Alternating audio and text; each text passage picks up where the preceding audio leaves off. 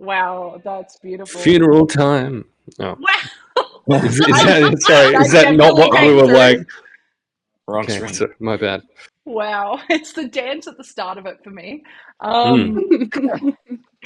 Hey, good evening. Hey, Salt, your camera's perfect. It's done good. Oh, beautiful. It's There done you good. go. We I love switched that for us. cameras and this one's more behaved. Yeah, we love that for us. Hey, welcome everybody to Echoes of Divinity this evening. It's been a whole fucking month, and here the hell we are. Yay. Hey, let's get tonight started with not me, because that's not fun. Let's meet the wonderful people at our table, because I have a feeling there's hold on, there's 1, 2, 3, 4, 5. There's 5 of you, so that's a little different to usual. Hey, Tammy, you want to kick us off? Who are you? Where can we find you? What's going on? How you feeling? I'm getting there. I will flag to the audience I'm potentially going to be rubbing stuff into my neck throughout the joys of if I turn stiffly or whatever. Background injury. Hopefully people... I know I put it out there in the open. Please don't notice it, but it's okay because it's like, you know, not in character. It's out of character. It's Tammy, not a Scarlet thing. Scarlet will have other issues. As for what I'm doing, I think I'm appearing later this year on another channel running some horror. Stay That's tuned. out in the open now. Instead of me saying, look out for something in the later half of the year, that's now out in the open. So I will be running horror on Law Rights later this year. Yay! Exciting. We love First that. time stream DM. Ah, Okay, everyone. horror. I'm excited. It's gonna be cool. I fucking can't wait to see it. It's gonna be excellent. Hey, Ben, you're next. Who are you? Where can we find you? What type of phone are you using? Yeah, I'm really in spot there, aren't I? Yeah, that's beautiful. Yeah, my name is Ben. I'm playing Soul Sweet. You can find us on the FatesGrip channel. My handle is Blast Powder, and I like playing rogues. Okay. Excellent. I'm so glad we were all here to learn this evening. Hey, Deetwenty. Good evening, fair Dungeon Master, and everyone that is viewing this at the moment. I am me, and I will be me for most of the game. I'm here. I love it. Excellent. Beautiful. Jim. Stunning. We're going to jump across a tile real quick. Promethean, who are you? Where can we find you? What do you do? Okay, I'm Promethean. You can find me in all of the places that you can find me. I would like to point out how uncomfortable I am at how close I am in the new overlay to the Dungeon Master. This feels unsafe. And You've always been this side. You've always been here. I know. I feel like the proximity is something else now. I don't like it. Okay, sorry. Yeah, thank you. Tomorrow, though, you know where you can find me? The Law Rights, where I will be running. Thank you. Fucking hell. Don't. Yeah, here. that's better. Where I'll be running a game in my world that Emily will be playing in. It's going to be a fun time. Excellent. And hey, we have a fun, fresh new face sitting at the table. Salt, who are you? Hello. Where can we find you? What do you do? I am SaltQueenPlays, but most people just call me Salt. You can find me hanging out over here on FatesGrip playing BG3 with a couple of these very well-behaved methods. You can find me occasionally over on my own channel when I have the energy to do that, playing some cozy games. And you can actually find me over on FatesGrip as well, playing as a pirate, allegedly. Law Rights is what you were looking for, but hey, here we are. I don't know what I said. Hey, look, it's fine. Who knows? Salt, thank you so much for joining us. I am so fucking excited to have you here. I'm a little nervous because you all together are fucking chaos gremlins. So it's going to be a great time. But hey, for those of you who are unfortunate enough to already be aware, my name's Emily. I am the occasional Dungeon Master player over here on FatesGrip. You can find me over on Meeples and Dragons on the Lore Rights. Fucking everywhere like a little rash. Let's roll for dragons at the moment as well. It's a good time to be alive. A couple of other things we're going to shout out. Hey, Promethean, is there a thing we're doing Friday night at PAX? Friday night at PAX. There's truly so many things that we're doing Friday at PAX. Yeah, but let's start with Friday night. If we're talking Friday night, then we are talking Crit or Kiss 2 Monster Boogaloo, as hosted by, or as modded, I guess, by Kate O'Sullivan. We are back, and we are gonna kiss those monsters on their mouths so hard, it's gonna be insane.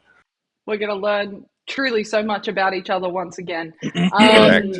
Hey, we're also doing, during the day, we're doing the Arkenforge D&D playthrough in the Owlbear Theatre, I believe that one is. That's going to be a fuck ton of fun. And last and certainly not least, what's the last thing we're doing, Promethean? Also in the Owlbear Theatre, you can find the entire Radiant Shadows crew from Meeples and Dragons on the stage doing the thing. There will be a large hat in the room. It's going to be amazing. And who's going to be wearing it? You'll have to fuck around and find out. Show up. That's right. I believe... Nope, there was one more shout out.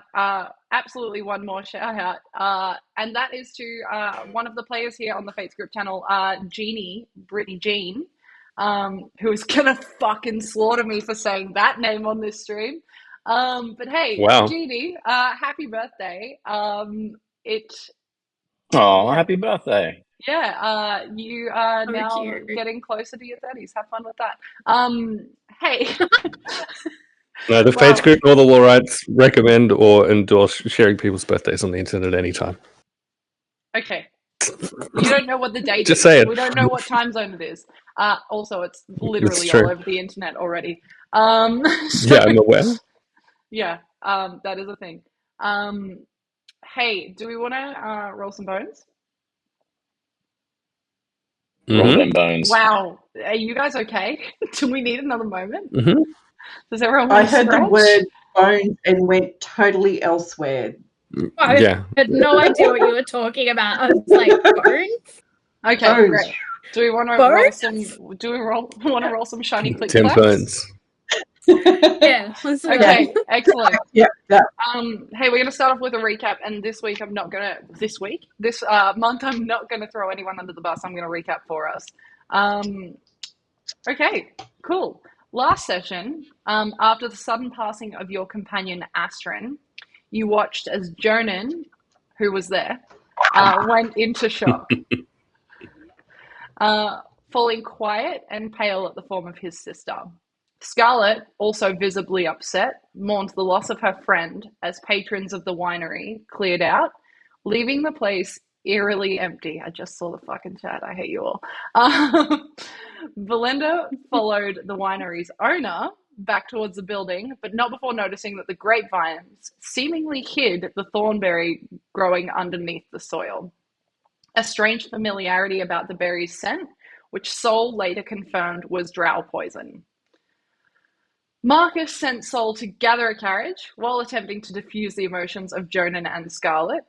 You were all able to discover that this wasn't the first time that something like this had happened, with the Thornberry wine specifically, and that dosage when it came to the Thornberry wine is incredibly important. This wine is meant to be enjoyed in small amounts, not in full glasses, like some of you have done already. Death to this couple at the Sacred Wood Wines was part of the cycle of life, a thought that some of you had a little trouble processing.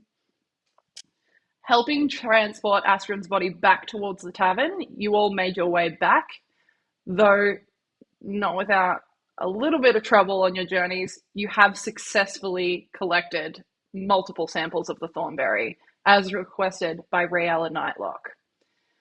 Heading back to your room in the tavern, Verlender decided to sample the Thornberry in its correct dosage. Almost immediately, you watched as he dropped to his knees and was unresponsive to all of you.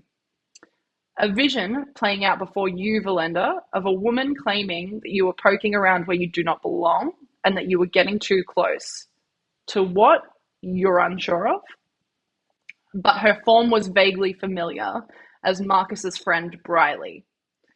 However, her form quickly shifted, and instead you saw your friend Nasilia. As Verlender came back to, you all noticed standing just outside an open doorway, a figure unfamiliar to you. And that is where we left off. Before I get our new companion to describe themselves, Verlender, could you please make a straight D20 roll for me, please? Let's make it a little bent. Ooh, that is a 9. A 9? Okay. You are still in this. You don't remember the part where you, in reality, dropped to your knees. You have watched other people consume this beverage, all of which just went almost catatonic. They did not physically move. You, on the other hand, when you come to, sorry, Erin is fucking with me in the chat right now. I saw them very demure. Yeah, Very mindful. Mindful. Oh God. So for you to physically be in the position that you were in this vision is a little jarring to you because you don't recall. You're also actually holding your own hands behind your back. And kind of like when you snap out of it, it feels very strange. You also feel incredibly like aloof, almost like you're watching yourself through your eyes. You feel like a sense of disconnect from your form. But you are very also aware that you have in fact snapped out of it. It's like almost a dizziness more than it is anything else. As you are all standing there, and once again you notice this figure that is looking through the door. Hey Salt, could you describe your character, please? Hey. So my character, I have to bring up my sheet because I actually don't know how to pronounce my own last name. Excellent. So, my name is Delphine Deetwenty, which is why I cannot pronounce my last name. I am an Eladrin elf of the Spring Court. I am a druid and a paladin. Multi-class. Took in the steps of my parents. S tier, 10 out of 10. Yeah. I am quite tall for an elf, actually. I am about 6'1", and I'm also quite muscular due to the fact that I am a paladin. I've built up a fair bit of muscle during my time. I have a slight green tinge to my skin, and I'm absolutely covered in freckles that sort of mimic the constellations of stars, but not any constellations that you would be familiar with because they are more constellations that are relevant to the Feywild. I am a lovely young 160 years old. Nobody should ask a lady her age. And I do have a more human themed name because I have been living in the material plane for 90 years. I have tattoos of vines across my skin, across my arms and legs. And they kind of creep up my neck and just touch my face. I do wear wall paint, obviously. And I have very large ears that are absolutely covered in earrings that look like blooms and vines and like different types of plants, I guess. I'm also absolutely covered in plants on my armor. I wear chainmail armor. My shield is like shaped like a leaf. I am very much, you can tell I'm a druid from looking at me. I also wear an amulet wrapped around my forearm, And it represents the symbol of the Lesser, who was the deity in the material plane who I'm most connected with in the time that I have been here. And I have, what is my last thing? I have very pale lavender eyes. That's it. That's me. She cute. And I just really quickly need to interrupt. Hey, Clem, and hey, readers that have come along with Clem. Welcome. We fucking adore you, for starters. You're a wonderful human, and thank you for bringing your people across here. For those of you who are new, this is the Echoes of Divinity channel. We're just kicking off, so hold on to your boots. We're gonna play some D&D. Hold on to your vine embossed fucking boots. Yeah, we're here for stomping. But hey, thanks. If you stick around, appreciate it. If you don't, that's cool too.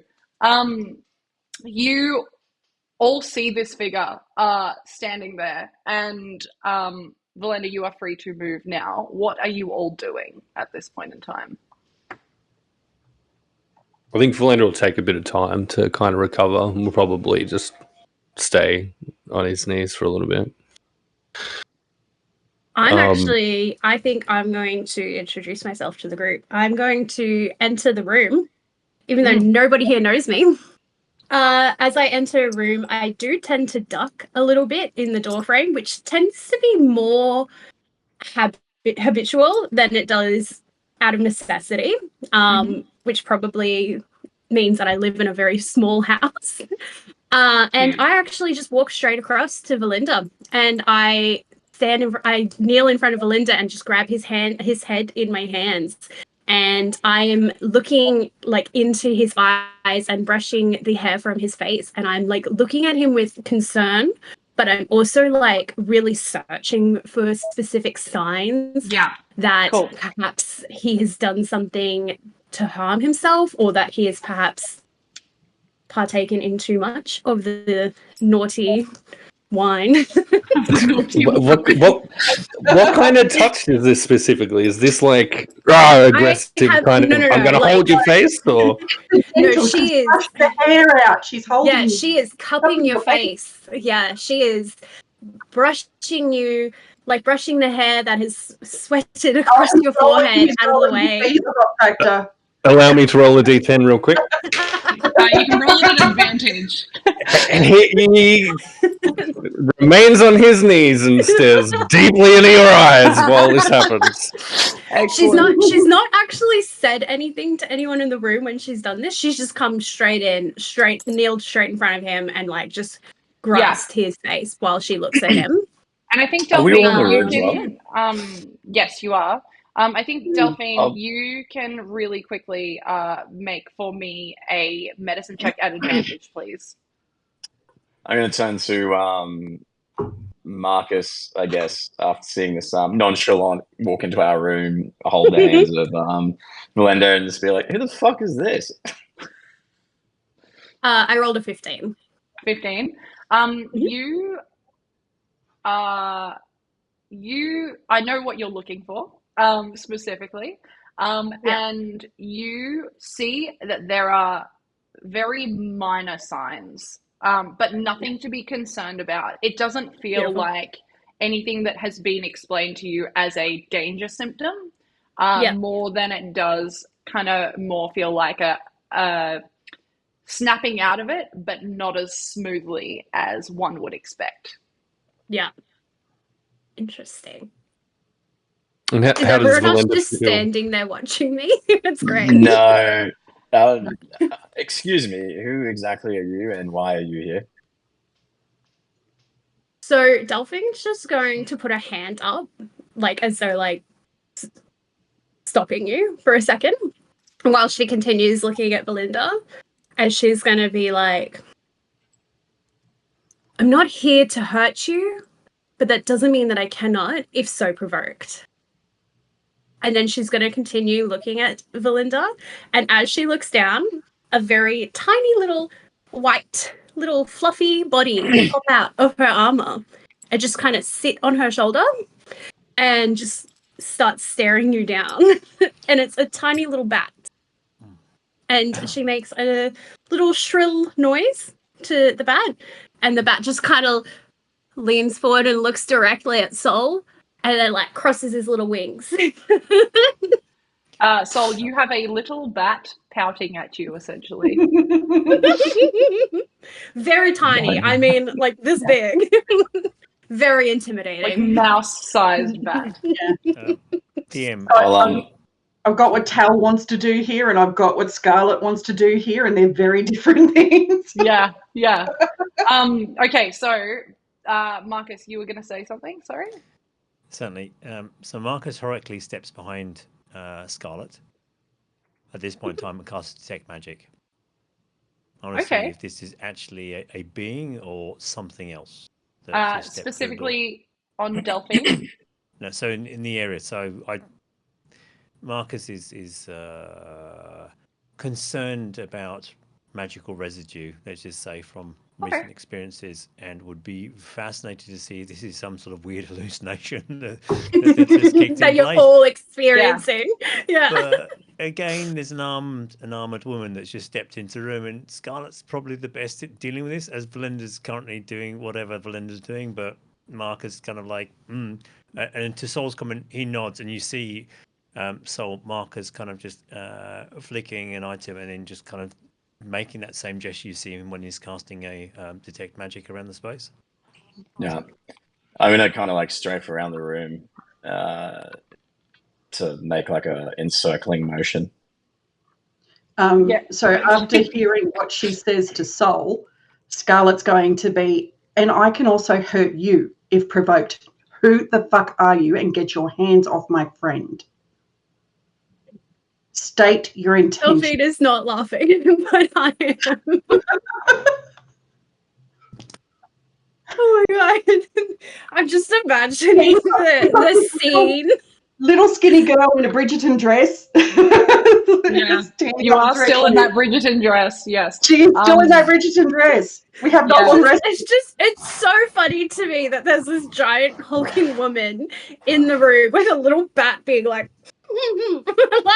and everyone's like, who the fuck are you? And she's not even caring.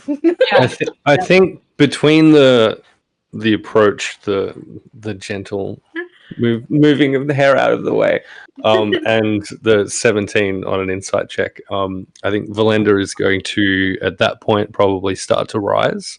But he'll probably kind of lean a little bit on Delphine to assist him as he comes up out of this. He's going to put a hand out to hold you, like to hold your hand as you walk out, as you stand up, as though you're like, you're my princess, I guess. Which he'll absolutely make use of because he is 100% a princess. Yeah. It's okay, Scarlet, darling. I don't think she means us any harm. You don't just walk into someone's room and randomly stick your hands on them. You actually like ask for consent or introduce yourself, and then like what she said to Sol. Sol was just asking what she was doing. So a couple of different things are going to happen here. First of all, Sol, are you intending to be, are you just surveying the room, or are you trying to be intimidating? Like, what is your intention with circling the room? I'm just getting a better look at everything. One of the things I also wanted to do, which I think you might have just,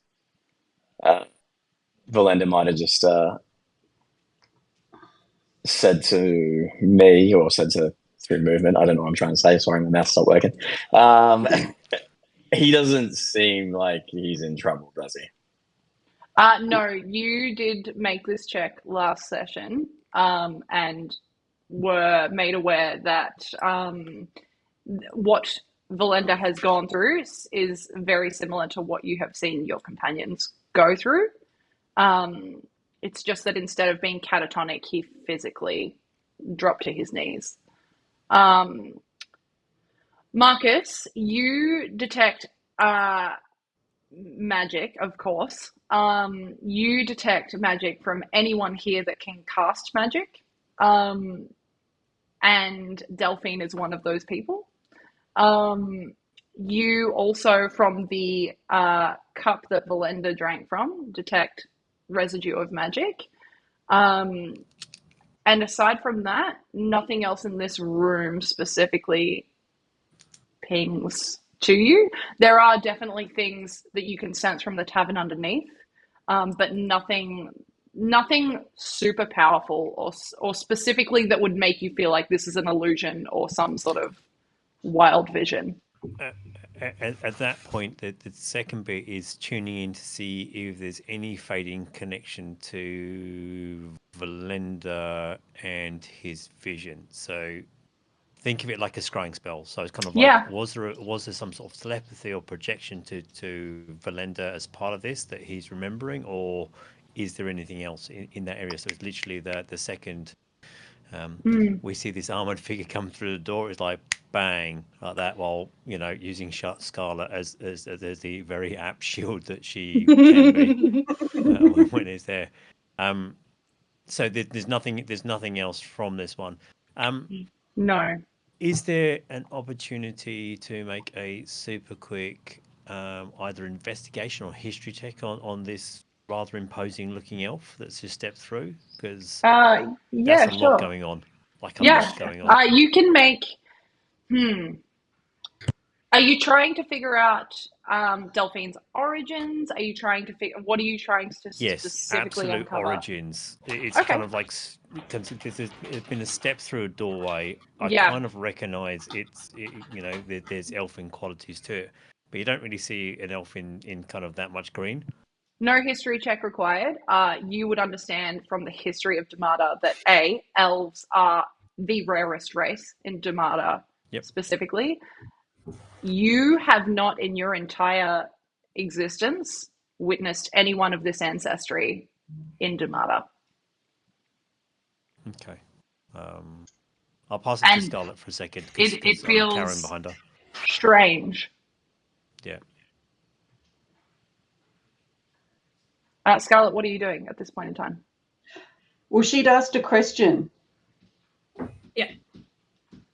Sorry, Ricky is just going off this door. So, again, who are you? And what makes you think you can just walk into someone's bedroom, for all intents and purposes, and just do stuff without asking? Like, seriously. So Delphine's going to stand up at this point, and she's going to turn to Scarlet. How tall is Scarlet?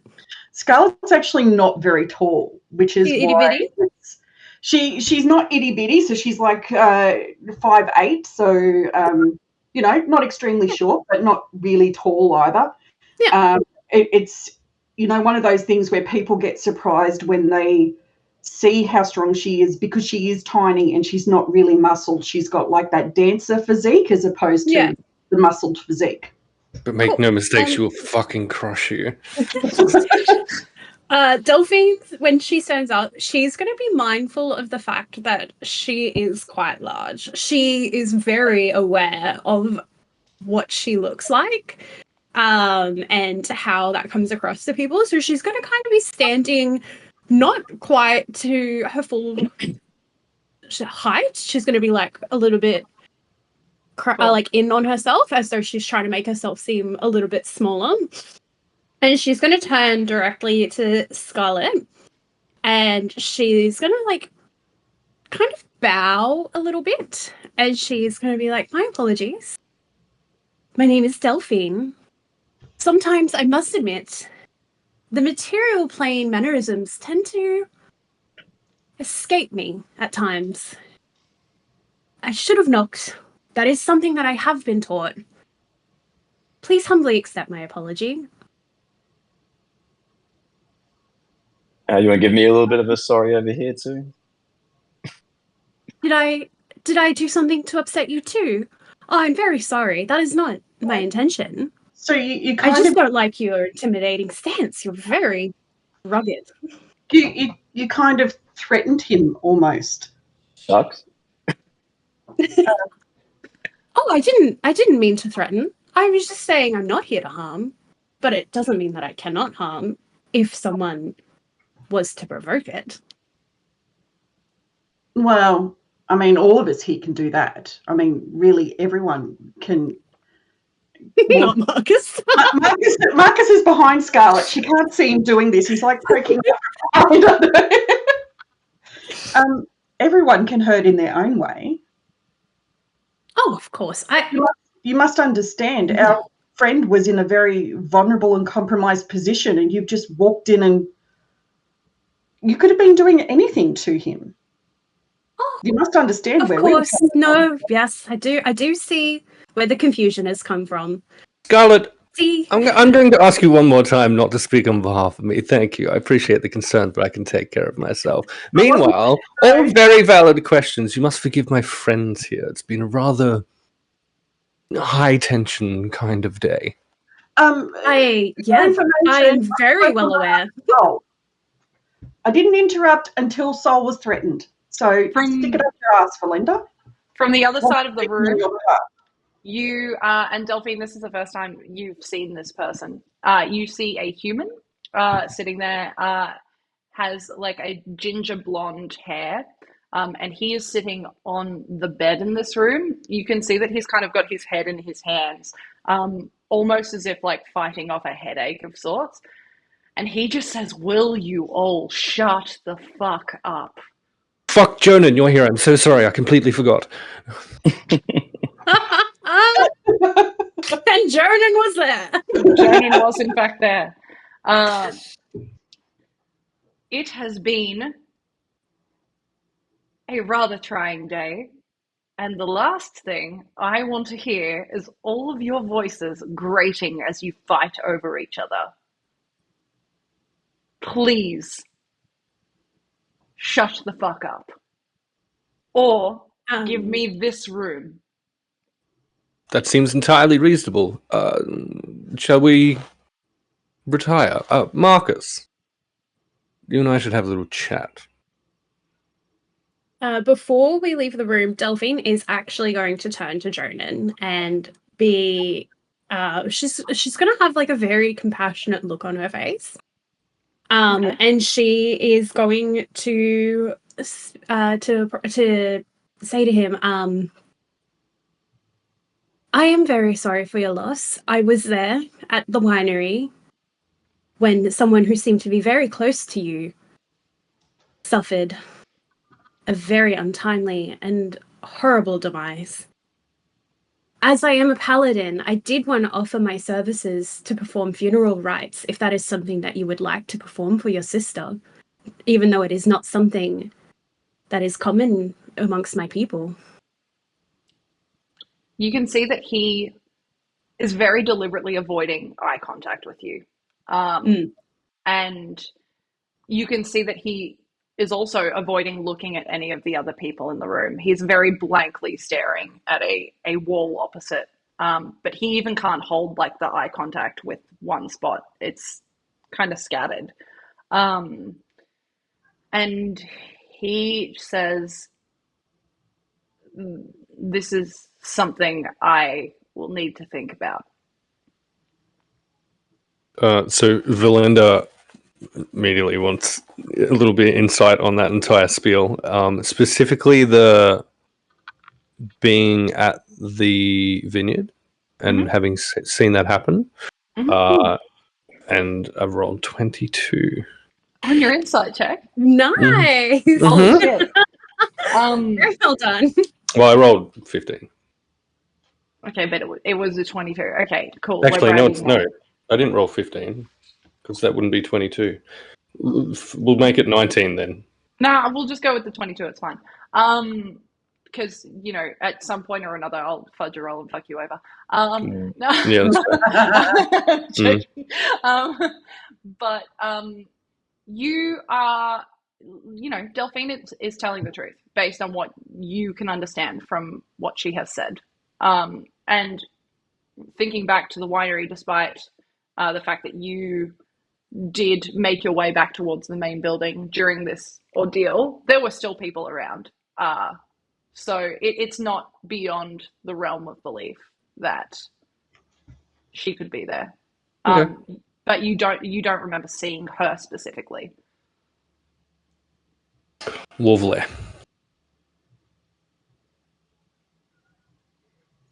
Cool. Sol, what are you doing?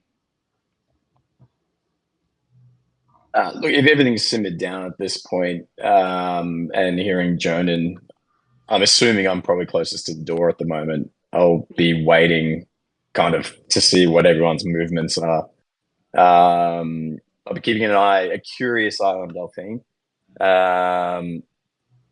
Now seeing that I don't think she poses a threat, but it's obvious she's here for some form of reason that might equate to what we're trying to do as well. I'm interested. She hasn't attacked any of you, so that's a good start. Marcus, what are you doing at this point? So, a couple of things. The great thing about carrying behind Scarlet is Marcus is 5'10", and his hair takes him to about 6'2" when it's stood up on end. So he's quite a presence. As the interaction was going on with Jonan, Marcus was watching Jonan's reaction because in last session, Jonan had made a number of kind of statements that kind of lined up with he knew an awful lot more than he did before. But unlike Verlender, Marcus got a natural 1 when he's trying to read Jonan at this point in time. So you can work out how that goes for me. And I toss, I basically underhand throw to Sol one of the other room keys. Yeah, cool. With your natural 1, it's weird. You don't understand why people are like coddling Jonan. He seems really fine. Sure. Okay. Yeah. Clearly he's lying. That's fine. Yeah. He's like that. He's putting this on. Yeah, he's trying to be a big brave boy. Hey, Scarlet. He's really being selfish. Yeah. You actually want to kill him? No. Scarlet, what are you doing? So Scarlet will basically turn around and go, why don't we all take this downstairs? Or into another room. Excellent. Or somewhere that's not here. Yeah. So you see that Scarlet sees the key kind of just slowly, lazy fly off towards Sol.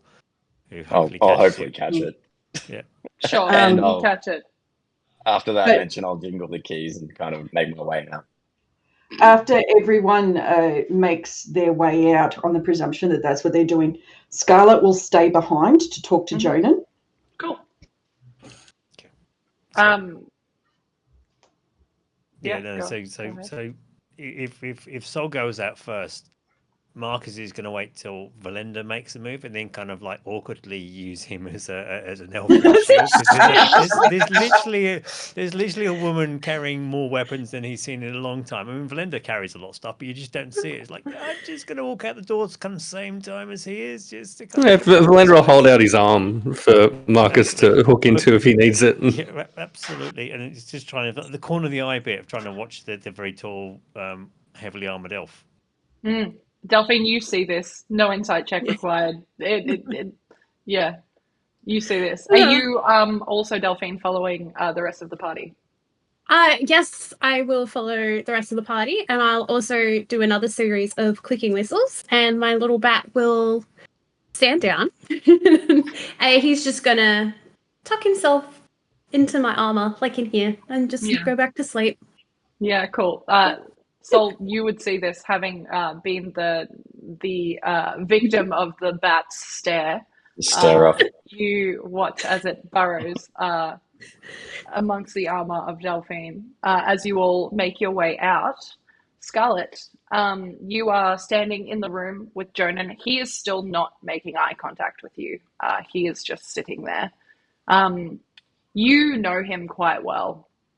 Not as well as some of the people in the troop, but you have good enough experience to understand that he is definitely a lot paler than what he usually appears. You can see there is a slight clamminess to his skin as well, and he has that like watery look to his eyes where he looks like he is consistently just fighting back tears. But there is a very stern look on his face. Before I go, Jonan, I know you're thinking about what to do when you wanted me to send notification to the others in the troop. please just think about what you want me to put in it, and I'll put it together tomorrow morning.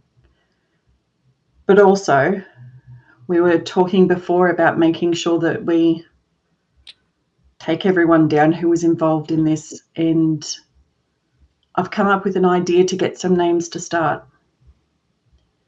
But that's if you know who to contact here. Like, I've been in exhibition fights here where the show is always what the people want. But I also know that there are cage fights here. And if you know the right cage fight to go to, I'm willing to put myself in until I drop, and every match I win, they give you a name. If you can find the right cage match. Just think about it. And then she'll walk out. He does momentarily, a couple of times, look at you, but not at you, if that makes sense. It feels like he's almost looking just a little bit past you. He doesn't say anything, but you do hear that as soon as you leave, he stands and he closes the door behind you. As you make your way downstairs, the rest of the party, as you head downstairs, this bar or tavern has filled up quite a bit since you arrived. It is getting to the later hours of the afternoon and into early evening. And you can see that a bunch of people have piled in and are starting to have meals, drinks, that sort of thing. Wex is behind the bar, very swiftly moving amongst different groups of people, serving drinks, taking orders for food, that sort of thing. What are you all doing? Delphine's going to offer to buy everyone a round of drink as an apology for stepping on toes unintentionally. Yes, please. I'll nod to that in appreciation, and I'll be looking at the room key and be like, where's this room? What number is this? we walked past it, dear boy. It literally was the 2 rooms down. So, okay. For Scarlet to be, DM at this point, Marcus is still going with the detect magic. You said there were other magical sources. Were there anything that we come across previously, especially with our late night forays? So I'm looking for traces or trails or any telltale signs that there's abnormal types of conjuration, illusions, any sort of abjuration, different schools of magic that are running in this bar that weren't here before or can't be easily dismissed as commonplace magic. Yeah, there definitely are, but none that are not commonplace magic. Like every now and again, you kind of sense that magic and you look over expecting to see something different, but there might be someone sitting there with a dagger that is giving off some sort of a magical aura, or like some sort of a magical sense from people specifically. You don't necessarily sense specifically, like you don't sense any bottles behind the bar. You don't sense anything. I know you guys went through the trash. You don't sense anything from there. From Wex, you don't see any magical influence or anything kind of shrouding him. It's strange because you are expecting to feel it and you just don't. Okay. So, as I said, Marcus has heroically made sure that he is at least within running distance of at least 2 doors and 1 window. Just because it's like he's constantly doing that. Even though Verlenders, he's arm in arm with Verlender, and Verlender's very generously bought himself a drink for someone else. And again, just want that little bit of space around this new arrival. And so you mentioned you saw us at the vineyard. How did that come to be? Delphine's going to glance at you and then she's going to look around the room. DM, are there any tables that would be free for a group of our size to sit at. Yeah, 100%. You see, it depending on how kind of hidden you want to be, it is busy in here. So you can sit pretty much front and center around a circular table. It is nice in front of the fire. The fire's not super hot. It is still like warm temperament at this time of the year, but you know, it feels cozy. But it is quite open. Otherwise, in the back right-hand corner of the room, there is a booth that would sit you all if you wanted something a little bit more private. So she's going to take note of both of these, and she's going to say, I'd be happy to discuss everything that led to me being here. If we wanted to take a seat, I can see we have two lovely options. We could hide ourselves in the darkness, or we could sit near the fire and perhaps warm our feet after the day we've had. Whatever you would prefer, as apparently I have caused some offense, so I will let you take the lead with this one. This may sound different, but I believe we should probably have this conversation in one of the upstairs rooms after we've gathered some food and other bits and pieces. I think there's a little more privacy required for some of the statements we'd like.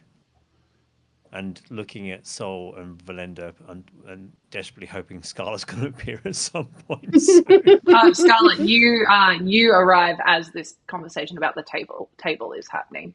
As she passes Wex, she's going to say 23 hours now, Wex, and keep walking to the table. Good. Wex is so busy that he does not acknowledge you. That's fine. Cool. Excellent. But you do all look over towards the door of the tavern as you hear a familiar voice to all of you except Delphine. And it is a small blue kobold that is bounding up to you that basically says, well, I've done some exploring. I can't find anything of interest out in the town, so I hope you've found the Thornberry yourselves. We certainly have, Grommy. Do you want to come and sit with us? Can Grommy sit with you? Of course Grommy can sit with us.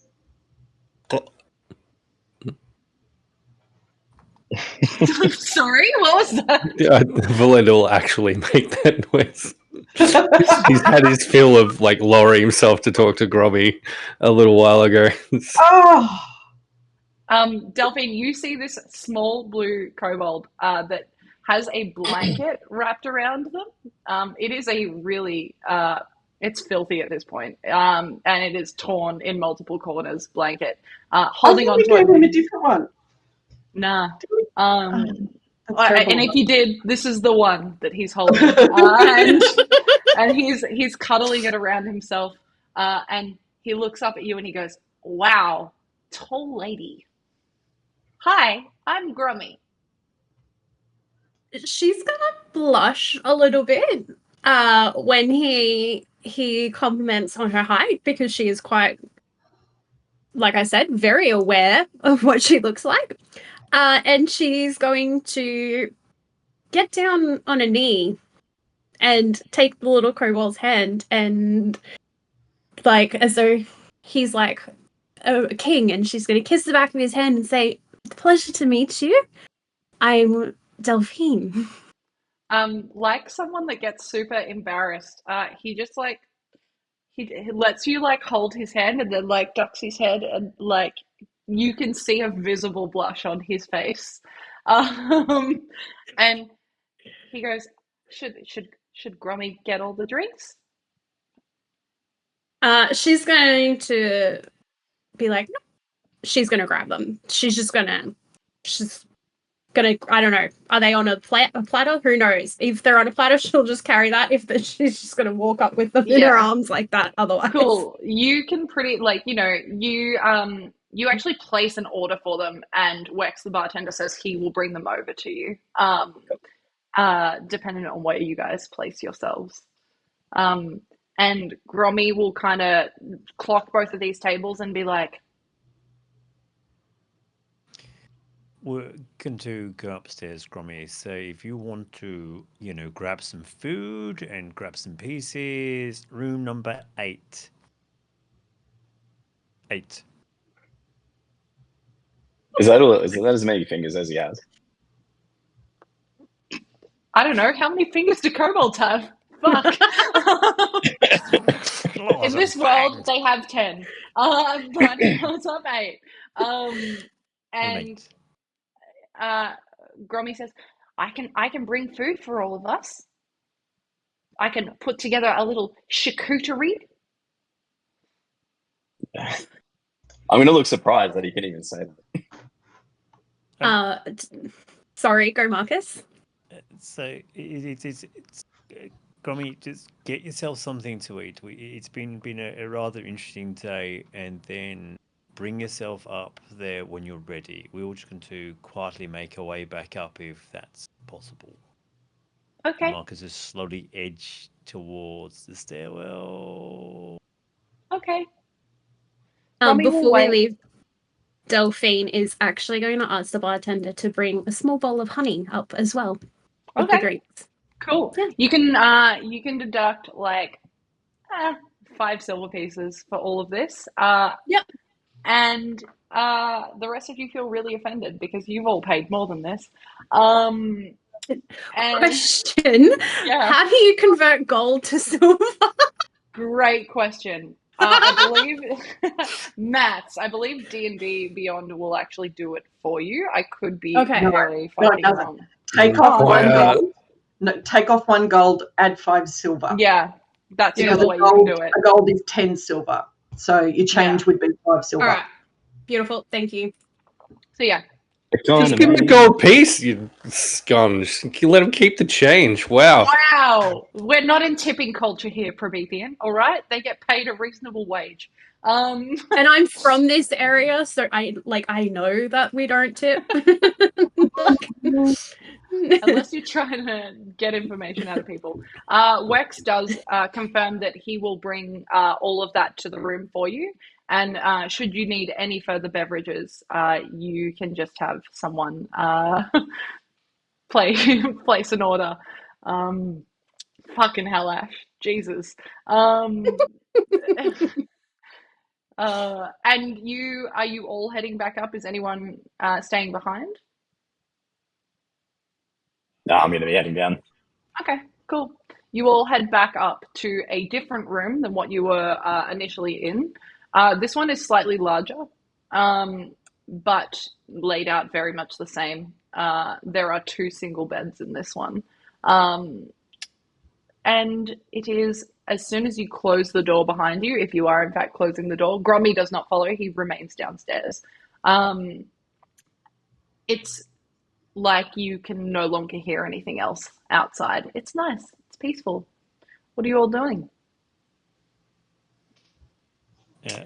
Again, heroically moving towards somewhere that might leap out later on, depending on how this goes. Excellent. As a conversation. I'm assuming this is like a standard bedroom, DM. So there's like a couple of beds, perhaps a bench. Couple of beds. There's like a bucket you can wash yourself in if you like. Sure. And a wardrobe. Nothing too. There is a window that looks out, and from this window you can actually see the sea in the distance. So how far? I don't know. Are you proficient in sight? I'm joking. Yes, I am. So it's okay. I have superior dark vision. Fuck you, I am. 20 vision, okay? For the love of God. Look, you feel like if you wanted to have a beach day, that it would take you a couple of hours to get there. Nothing too crazy. Excellent. So DM, as soon as kind of we've entered the room, Marcus has moved to. That's the stupidest shit I've ever said. Sorry. Yeah, you're all good. As soon as he gets there, Marcus is kind of like going to half turn, take something out of his pocket, and immediately cast minor illusion of the figure in the cloak right in front of our new companion to see if there's any reaction of recognition on their face. So, green cloaked bloke that we saw from the mine. Oh, Bang, straight in front of her face. in front of my face? Delphine's face? So literally there's like this suddenly this hooded green figure appears directly in front of you. Delphine, you see this figure standing there in an emerald green cloak, and you get absolutely jump scared. You have not seen this person before. No. You have no idea who they are, and now there is an illusion of someone standing before you. It's fucking frightening. my little like I'll jump and you'll hear a little from inside my armor. Change it immediately to Briley. You also now see a younger woman standing before you. Zero recognition. You have not seen her before. Verlender pipes up. That's her. That's the one I saw in my vision. Yeah, and as soon as she does that, she fades, and the two sigils appear in the air as well. Okay, interesting. Delphine, two things. What languages do you speak, please? And can you make a history check at advantage? I speak Celestial, Common, and Druidic. Interesting. And not Elvish. Huh. No. Interesting. Wow. Oh fuck. 10. At advantage? Yeah, I got a 9 and a 10. Ow. Fucking Eladrin, man. They're just. Don't know shit about this place. It's okay, because this is something that feels very familiar to you. Not necessarily the symbols specifically, but the design of these two symbols. I will send them to you just so you can see them. Oh my lord, your cat is going to town. I just realized Stream can't see that. Only I can see that. He's just cleaning himself. He's cleaning himself in the background. Excellent. Fun fact, these are how drow clean themselves as well. Fuck. So these symbols are the closest thing that you have seen to a language from home in some time. Mm-hmm. You can't specifically recognize what the symbols say, but on one of the symbols, you make out the word two as in the number, and it is spelled as a word. Sorry, two with an S, so twos. Yeah. And it is written in a language that feels, you are aware that Damada as a whole, and this is public knowledge, is a not super old world. Yeah. And this language feels like it is older than this world. Okay. Am I older than this world? That's a great question. You're not sure. Interesting. Very interesting. You're Okay. not there, Prometheus. No. No. It's an illusion. I can see the thing. Yeah. I may not be able to understand it. Of the two symbols, by the way, Salt, the second symbol that D has sent, the right-hand symbol, is the one that you read that from. Cool. Sounds good.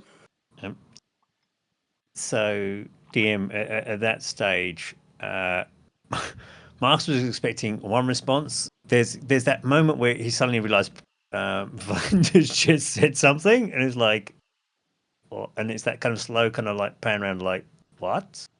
Yeah. What? Oh, yes, the girl. She was in my vision. She said something about getting too close. And then she turned into an old friend of mine who's dead now. Verlender, you also recall that even despite her appearance shifting, she did introduce herself as Briley.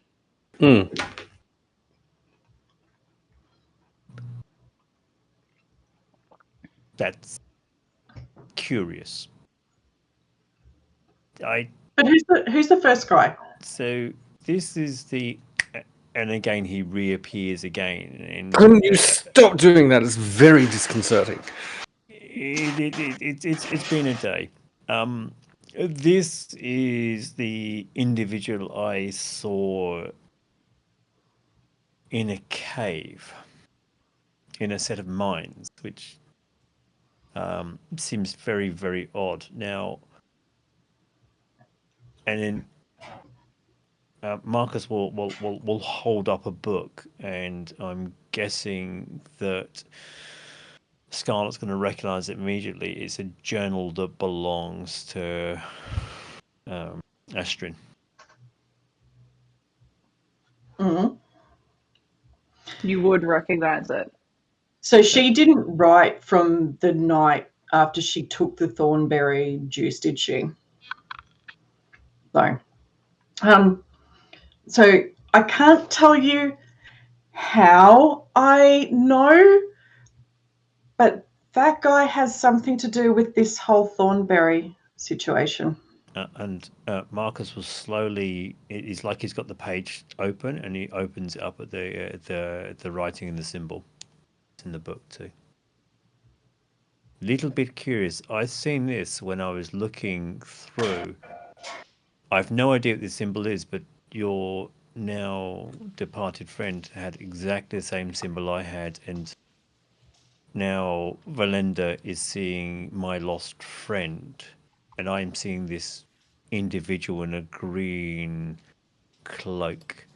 She muttered about a number of different things. I have a number of concerns, which is not my normal state of affairs, but I have a number of concerns. It's emerald, actually, Marcus, not green. They're the emerald cloaks, and they were, in fact, directly responsible for the murder of my friend that your friend turned into in my vision. Verlender, as you are speaking this way, standing behind Delphine, you see the form of your mother. Verlender will immediately throw a dagger in that direction at that figure. Do you roll a 1 and hit us? No, you don't need to roll. I'm not going to be that cruel. But as it hits where you would expect to hit your mother, Straight in the throat. disappears. When this dagger gets thrown, Delphine is going to raise up her shield, and there's going to be a little flash of like her eyes glowing purple, as though the magic is like just shimmering underneath, and just going to be like, "What's that?" Did anyone else see that bitch standing over there, or is it just me? Is this the fucking Thornberry still? Is this shit still in me? She said her name was Delphine, so you might want to use that. God, I didn't think that we had a bad rapport. Why was I not allowed to say the things I said, but you can throw a knife at her? What's the go with that? Wasn't actually throwing. Do you genuinely doubt my skill that much? Did you think I would have immediately hit her if I had wanted to? I've never seen you throw a knife before. I don't know what your skill is. He will throw another knife, and it will hit exactly like next to the other one, just to make this beautiful little triangle. Okay, this time, baby girl, you're going to roll. Wow. Roll a 1. Roll a 1. No, so he's rolled 12, so if we're rolling to hit the wall, that's going to take it to 19. Yeah, cool. Exactly what Verlender has just described happens. Sorry, Delphine? Yes. It's been a curious day, and as far as I'm aware, the only one that I know of, which is Sol, who hasn't imbibed Thornberry. I'm assuming, have you drank any of it? Oh, heavens no. I tend to not partake in things that the ancient spirits warn me about. Sure. Well, I've drank quite a lot of it, so I'm seeing quite a lot of things pop up. So Verlender's got that. Verlender has a level of skill that is probably worthwhile noting. But I'm probably going to rely on you and Soul, more Soul, because, again, respectfully, you're an armored woman that we've just met. And your eyes just flash, which is somewhat concerning. Soul, is there any way to purge this thing? Because I'm seeing people in cloaks, emerald cloaks. So thank you. I'm glad you asked. Over the little bit of time that I've managed to assess this, and the last, and again, I will step within the eye line of the very, very, very lovely Scarlet and say, I had a couple of odd last conversations with Astryn before it, and she was seeing things and sensing something before she had She her was last seeing moments. him. She was seeing him. She believed he was there to kill her because she saw that. And Jonah will get fucking pissed off that I'm telling you, but she saw him killing her. And she saw Jonan killing. No, she saw Astryn. him, and she'll point at, like, if the vision of the emerald guy is there. That's who she saw. She saw him killing her. That's how I know he has something to do with this whole Thornberry thing. Because if the Thornberries are what killed her, but her vision said it was him that was killing her, then he's got something to do with this. And how come everyone is seeing fucking emerald cloaks but me? I don't see any emerald cloak thing. You've all seen people in emerald cloaks. I don't know what the fucking deal is with this. If it's any consolation, I haven't seen any emerald cloaks. Feeling a little bit left out, to be honest. Me neither. Can Scarlet, can we just all sit down for a moment? It feels a little bit tense in here. And Verlender, your two blades, one sticky in the wall, one sticky in the knots. Do you want to At this point, the I'm drinks going are to go grab delivered to them. you all as well. Like, the drinks are like awkwardly brought in, and at the moment we all sit down. And as they're coming through the door, pulling the daggers out of the door frame or whatever. You hear Wex go as he like puts the drinks down. He goes and puts the bowl of honey down as well. He goes, "Fucking security deposits" as he walks out. And As he leaves, I'll be like, "Don't worry about us. We're just playing tag of door. It's fine." What? Okay. He goes, "Oh, all right," and keeps going. Yes. So I'd like to roll an insight check on Marcus and the symptoms that he's experiencing and see if they align with anything that I discussed with the owners at the winery. Yeah, sure. I will make it a medicine check. I know that sucks for you, but hey, enjoy. You can, because you have spoken to Berkeley and Aristine, you can do it at advantage. Cool. Oh, I'm so glad you said that. You're welcome. Okay, 13. You do become kind of concerned because seeing things after having consumed the wine is troubling. However, you remember the term or the exact experience being described to you as an almost disassociation from the being themselves, to the point where it feels like they are no longer within their own body. And so, and not for just momentary, like an extended period of time. Beautiful. So this is troubling, but it doesn't, you don't get the sense looking at these two. No bells. They don't look like they're gonna fucking drop dead. Cool. In that case, she's going to actually take her shield off and place her longsword on top of her shield near the door. And then she's going to put her arm down and the little bat's going to scurry down to its little bowl of honey. And she's going to sit on the floor, just legs crossed, and drink her drink that was brought into the room. Love that. I think I'm the only one sitting down. This is very cute. Yeah. Sol, what are you doing also? I believe you were going to do something too. Unless Marcus, you want to go first? Okay. So after the conversation with Scarlet, we maybe just rehash what we've seen, or what you have all seen at least. And as I'm talking about this, I'll make my way over to Verlender. So it seems like this emerald cloaked person is somebody in relation to both of you, and I'll point to Marcus and Verlender. Or at least to Verlender, and then they turned into this person, forgive me, Bronwyn? Briley. What is Briley's deal exactly? Just before we get to that, at the shenanigans, we never got to find out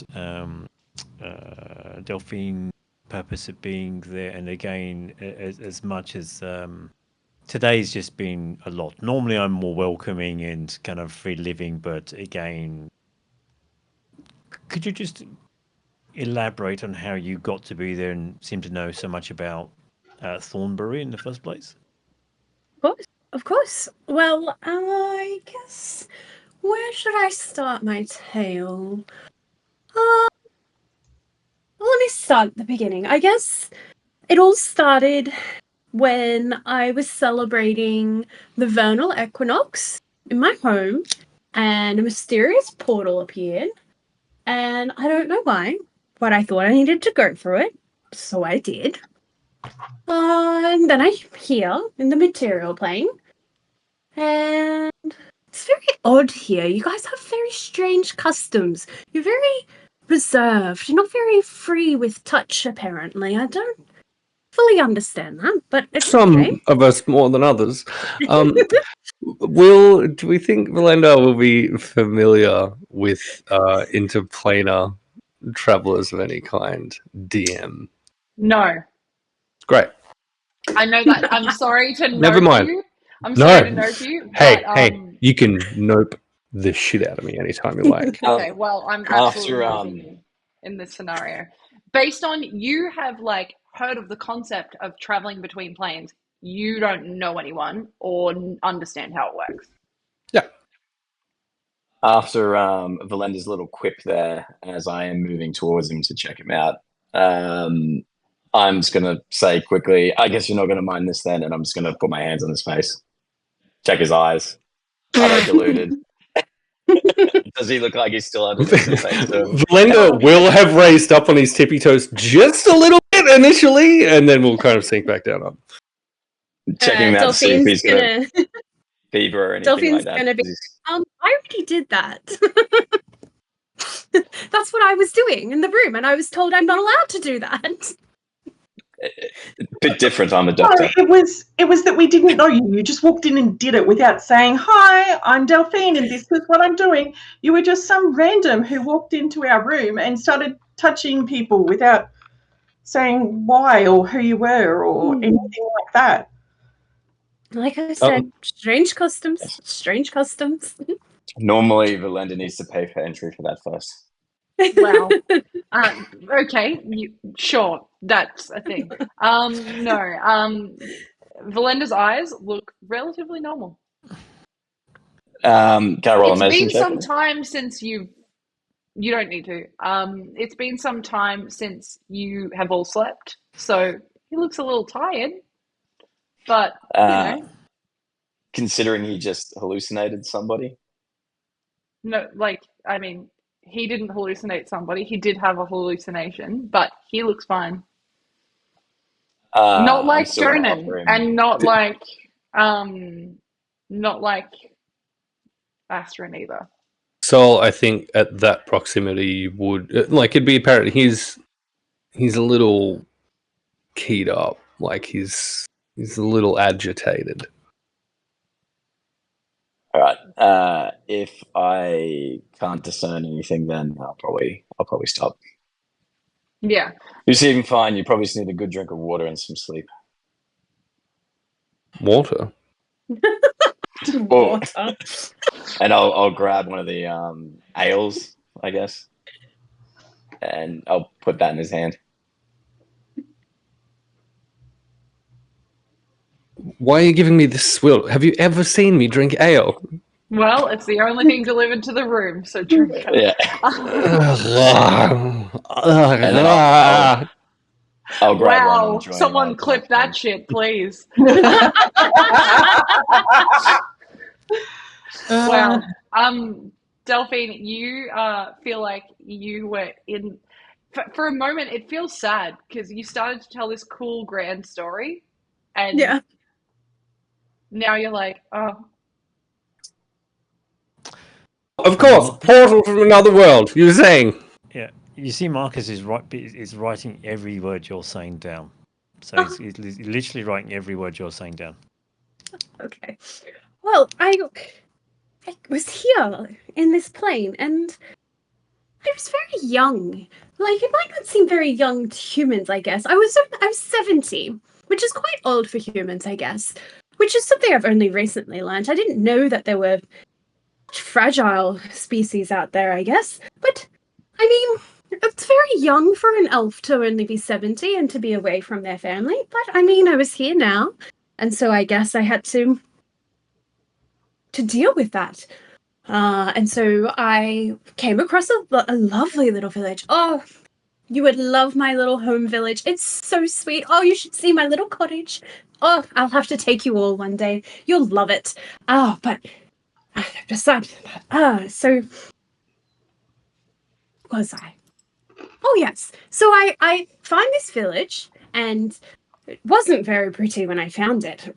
They had diseased crops, and their people were ill, and it just was really quite sad, actually. But my dad was an archdruid, so I've always had a deep connection with the land. Your land is a little bit different. But I mean, nature's nature. So I helped them to replenish their lands, and now it's beautiful. You would love it now. Just beautiful. And the people are so happy now. So I've done that for a while. And then I started getting these dreams.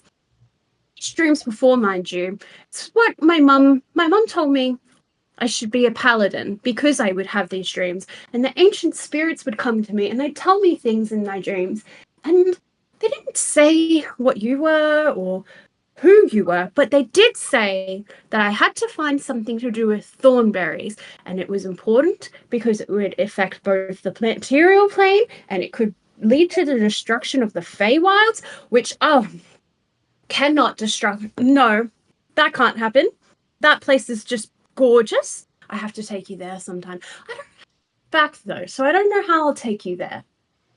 She's very distracted when she tells stories. I don't know if you've discovered that. It's fucking cute. Yeah. And then, oh, did I tell you how I met Honey? Oh, Honey, oh, this is Honey. And she points to her little bat who's like absolutely swimming in this bowl of honey. Like, they are having the time of their life, just eating and swimming in this honey. And she's like, I found Honey as a little baby. Oh, so tiny. And she really likes honey, which we can see. So she was trying to, what was she doing? Oh, she was trying to get honey from a bee's nest, and no, apparently the bees didn't like that, so they were not very friendly to Honey. So I saved Honey, and now we're inseparable. She's my little companion. She's quite sweet. I do apologize, Soul. She thought you were threatening me. She didn't like the look of you for a second, but she'll come round to you. I can guarantee it. Now, what was I talking about? Oh, the ancient spirits. They told me that I had to do something about the Thornberry situation. No, I hadn't heard of a Thornberry before. That's not something that I'm aware of. So I went on an adventure. It's taken me a very long time to get here, actually, because I get very distracted.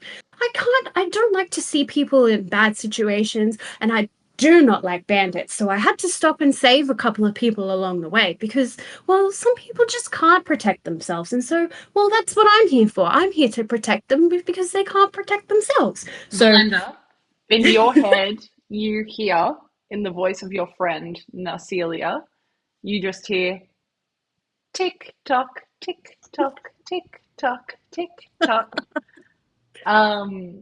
and then it just cuts out. And we're going to take a 10-minute break at that point in time. And we're going to come Yeah, back. We're going to learn a little bit more about Delphine and how she came to be with the party. a little We'll be bit. back- I love this. We're going to learn so much stuff about everything as the excellent. story is It's told. fucking so good. It truly we'll is. come back in 10 minutes. And we're going to learn the rest about Delphine. Everyone in the chat, please hydrate. Please take a bio break if you need it. Otherwise, we will see you in 10 minutes. Number fucking stay. BRB.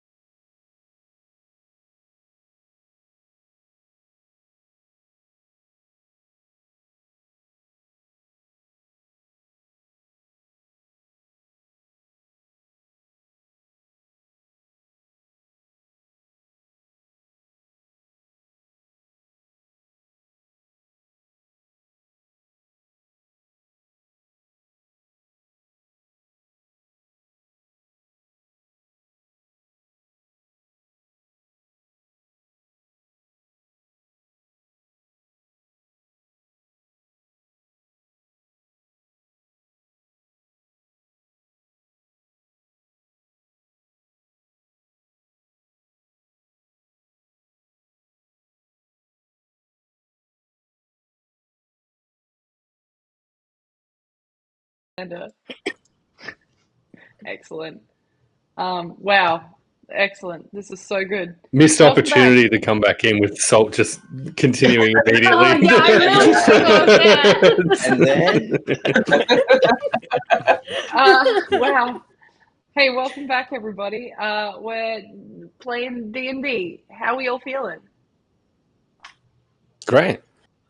yeah, It's the delay every time I've asked when the stream has started for me that makes me feel like I'm holding you all hostage. Like, hey, how are you all feeling? You won't let us leave. we're literally on the same house. We are all in the exact same house, except we're not. Hey, so let's recap. Chris, D20. You can recap. I was like, for don't us. ask Salt to do it. You'll be here all night. It's been a while since I've made Dee do it, so it's your turn. Been a buddy. while. It's been a while. Oh yeah. So, at the start of this, we found Verlender on his knees. And then quickly after that, we discovered our new companion on her knees, staring soulfully into the eyes of Verlender, who decided to go along with it. There was a bit of like, who the fuck, what the fuck, who the fuck? Kind of standoff went for a moment as a tall, very heavily armored elf had appeared in the room. There was a character, can't remember his name. I'm not sure he was actually in the room. Was but we he left there? the room. We left the room, leaving Jonan behind to have a moment by himself. We went downstairs. Grommy appeared, and I only remember his name because Tammy keeps making me say his name repeatedly on the hour, every hour at this point in time. So Graham then got the food, and it was fine. Wow. We went back upstairs after a new companion had brought that there, and Marcus was convinced there was something more going on, so he immediately summoned images that Marcus had seen before. One of a man in an emerald cloak, one of Briley in the same emerald cloak as well, to which Verlender quickly picked out and said, I've seen that one in my visions too. Then Marcus summons two images that he's seen, which curiously our new friend Delphine recognized one of these symbols. Because Saul's a doctor, he immediately went and back and re-examined Verlender. Verlender took that moment to see his mother and throw a dagger at her, which was wonderful. And then for the last 8 hours, Delphine has been explaining her life history and given so much more backstory than the entire party put together. I feel I could write a book about it. Should let you. Speaking of Jonan and him being there, if you check the chat at the moment, we have our first Echoes of Divinity merch. It is the "And Jonan was there too" shirt, which is currently available in our fourth wall. If for any reason anyone cares about Jonan, VODs or it never happened. Wonderful DM. Wow. Hey, so the last thing we recall as the viewers is in your head, Verlender, the voice of your friend Narcelia. Dead friend, Narcelia. Tick tock, tick tock, tick tock. And this is quickly interrupted by Delphine continuing to tell her life story. Delphine, if you will. I actually don't remember where I got up to. Bandits. You were dealing with bandits. Yeah. And you got your beautiful house. There was a portal, and then suddenly you went on to the ancient spirits and the Thornberries, instructions to the Feywild, which is a beautiful place. And you were going to take us there. Then Thornberries again. You kind of went back into that spiel, and then you fed your bat honey, and then called him honey, which or her honey or them honey. But it was a honey thing going I genuinely don't know. All It's while honey. you feel like you can see Marcus is like you can see this very obviously. Marcus is writing down everything you say, but every now and again your brain goes back to he wants to know why I was at the winery. And then you go, you know what? I'm getting there. I'm getting there. I gotta lay down the groundwork, Which I why fucking was going love, to the for the library. record. Absolutely love, for the record. So do I, but Verlender will reach into a pouch and pull out a Thornberry, but we'll allow this individual to continue to tell them absolutely everything about themselves, just in case it comes in handy. As you were. So where was I? Oh yeah. So I'd heard about a place that they made something with thornberries. I think a wine, I believe. I think it's a wine. So I was like, okay, well, I'll go find that because the spirits told me that there's a group of people that I need to meet and I need to help them with the thornberries, but I don't know. Well, the thornberries are bad because they said that the thornberries could lead to the destruction. So I think that we need to stop the thornberries. But is it the berry that's bad or is it the wine that's bad? I don't know. So I thought I'll go see this thornberry wine because this is all I've heard about it at this point. I don't know what a thornberry is. So we're walking along and then I come to the winery. And I'm looking around and I'm trying to see if the spirits tell me who I need to talk to because there's actually quite a lot of people here. This wine seems to be very popular. I didn't know about this wine, but I guess the humans like it. So I'm walking around and then someone died. It was so dramatic. I mean, I've seen a lot of people die. That's just part of life. But I just didn't expect to see it happen just in a video.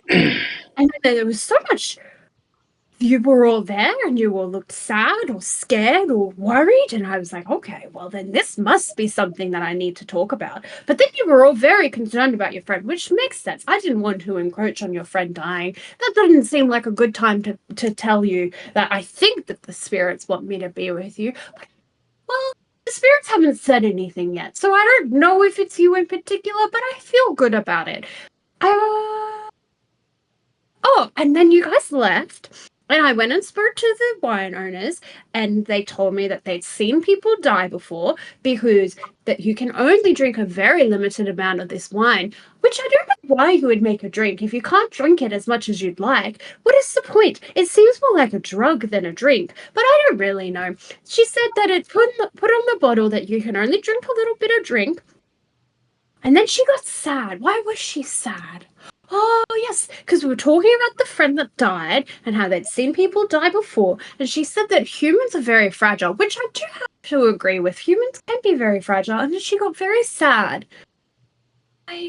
Her husband's human. That's why she was very sad about that. I think she's going to outlive him a long time. He already seemed very old. But they were very sad about that. And they did say that they told me that if they knew that one of your party was experiencing the symptoms of over drinking, then they would have warned you, but they didn't realize. So they told me about the symptoms, which is why I looked at Verlender, because I knew that he'd done something bad, because people don't just fall to their knees for normal. So I was looking to make sure that he wasn't experiencing any of the symptoms that they told me about. Oh, and they said that if we want a boat. I don't know why we need a boat, but we can have a boat if we like. They can give us a boat. Anyway. And then I was in the room. After this conversation's been going on so long, I'm going, is there another beer here? You can have mine. You can have mine, Soul Darling. And Verlender at that point will throw the Thornberry at Delphine. Your spirit friends don't appear to be too clever. We didn't actually require your help at all. And there you go. You can take that back with you, back to Toodly-Doo, wherever you belong. What do I meant to do with this? Well, ask the spirits, if you like. Well, they don't tell me what to do. They just put me on a path. And now my path is here. Were we not friends? I thought we were friends. Oh, I keep doing this. I do have a question, Delphine. Multiple questions, actually. That was a very broad, life-spanning event. You asked how I got here. I had to tell you. I didn't tell you about my first 70 years of life. And I'm sure we will hear about that. But right now, Would you like some food? Feed soul. I'll be like, just trust me, Verlender. And I'm gonna. Is there any food around? Not in the room. Honey, get the fats in. No, there. Oh, It's the damn. Thornberry. I'm gonna pull out some rations and offer it to her. You have some jerky. I'm very good, thank you. I had a big meal before I left this morning. And a couple of points here. One, did you actually identify anything wrong with Verlender when you so heroically barged into our bedroom and tested his face? I'll point out that the door was open, so there was no barging. Yeah, if the door is open, that's free entry, is it not? I guess debatable, but yes, I guess. Maybe a hello and a knock. Or if you don't want someone to come in, I don't understand. And yes, did you actually identify anything from what were you participating in practicing on Verlender? Oh, shit. And why? How were you drawn to us? I said the spirits told me. Right, the spirits. And is this like is Jack Daniels one of these spirits? I don't believe I actually know any of the spirits' names. I've never thought to ask them. It's funny Yeah. though, My because name's Delphine, Jack Daniels. So Delphine, it's- as you're referring to the spirits themselves, and you have spoken now multiple times about how you felt like you were supposed to be a part of a group, specifically related to the Thornberry itself. There is, you don't hear any voices or words or anything, but you do feel like a sense of almost like a comforting warmth, where you feel like you are in the right place. And despite some of the caginess of the people around you, you feel like you have found potentially the people or at least some of the people you are supposed to be around.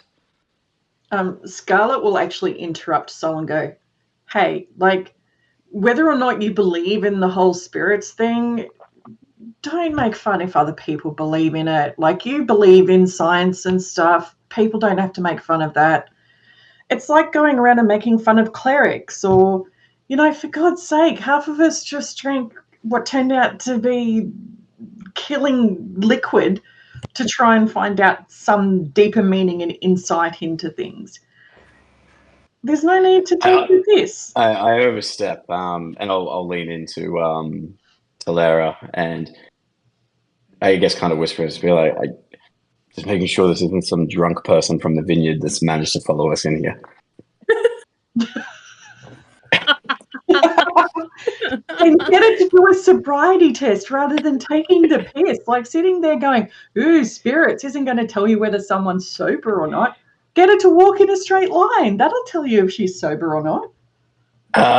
And secondly, I do have a selfish question. Oh, yes.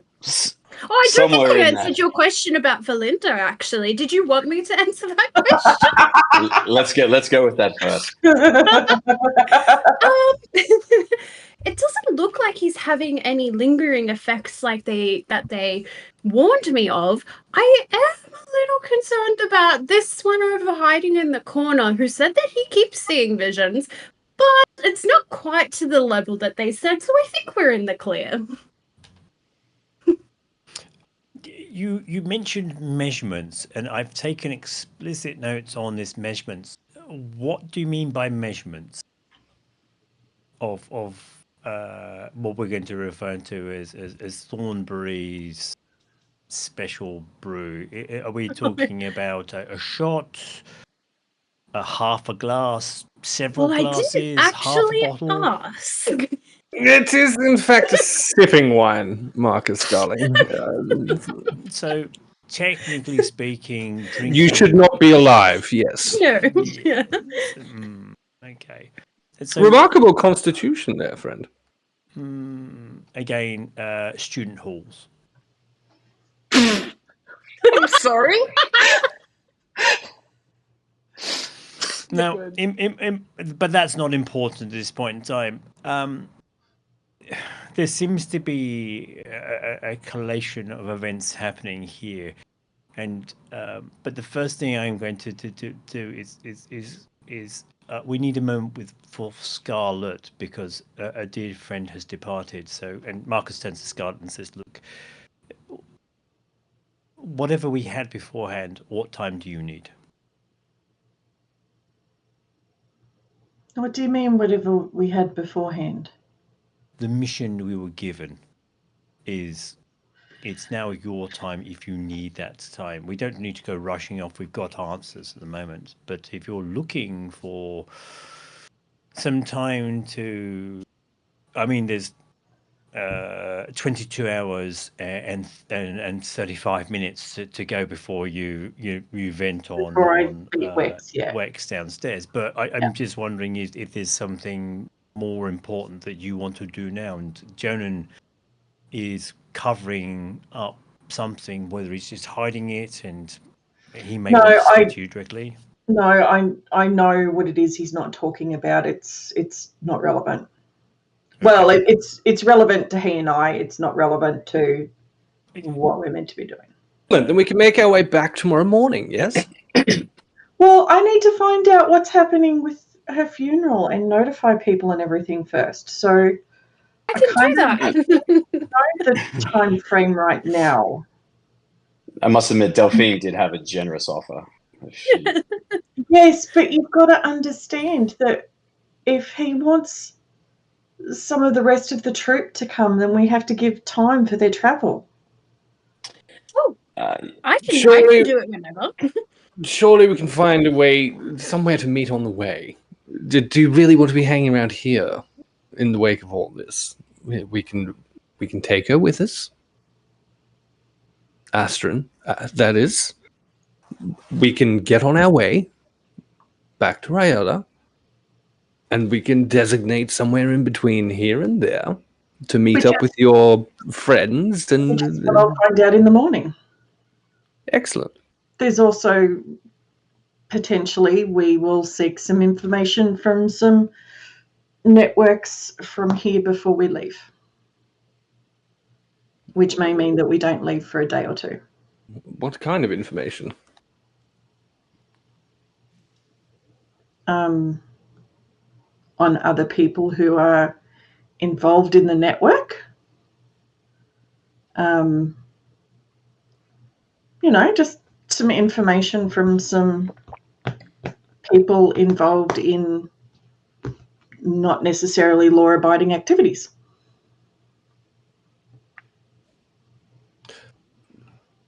And what exactly... What kind of information do you need from them? We've got what we came here for, yes? For that, yes. But there is something else that I may as well grab before I go back to use for a different reason. Rather than, staying an extra day or two is not going to put us out. It's easier than going back and handing that in and then coming back here.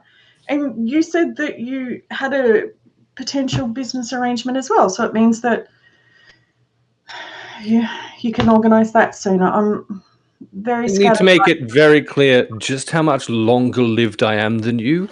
My shit can wait. The little deal that we have here with the Thornberries, though, not necessarily as much. She didn't put a timeline on it. Waiting an extra day or two is not going to matter. And what I'm getting could result in a bonus. As I'm listening to this conversation, can I roll an insight check on how urgent this actually is from the conversation we had with the princess?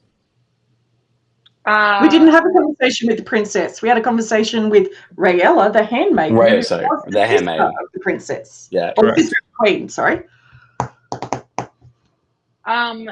There was, like, you don't need to roll an insight because she's not here.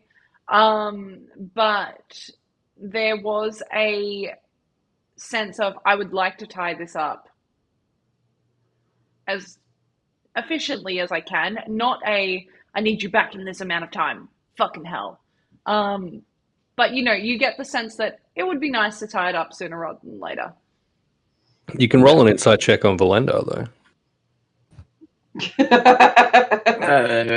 Hex, why not?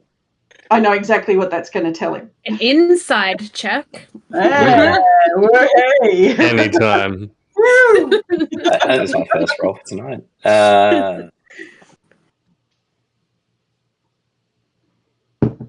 23. Magnificent. His fingers are tapping on whatever surface is available to him just super quickly. It's as though internally he is pacing around in a circle at this point. That agitation that you saw earlier has amped up by magnitudes. Impatience?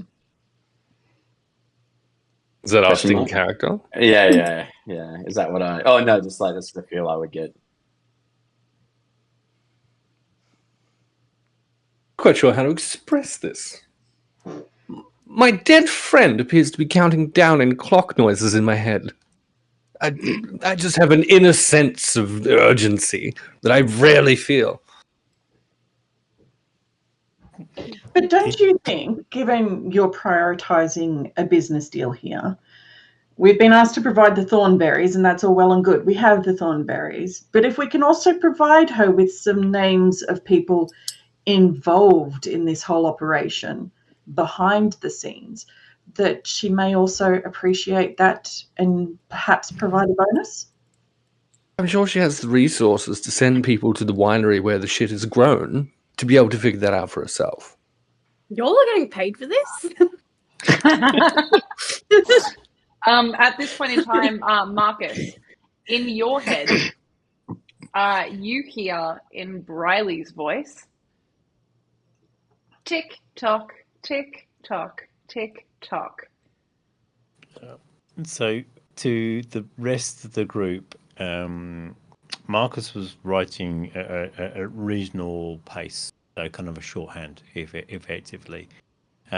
You hear that kind of swooshing sound of kind of a quill pen heavily digging into it, and it's gone from writing to thing, but it's very loud, kind of just dragging it across the paper.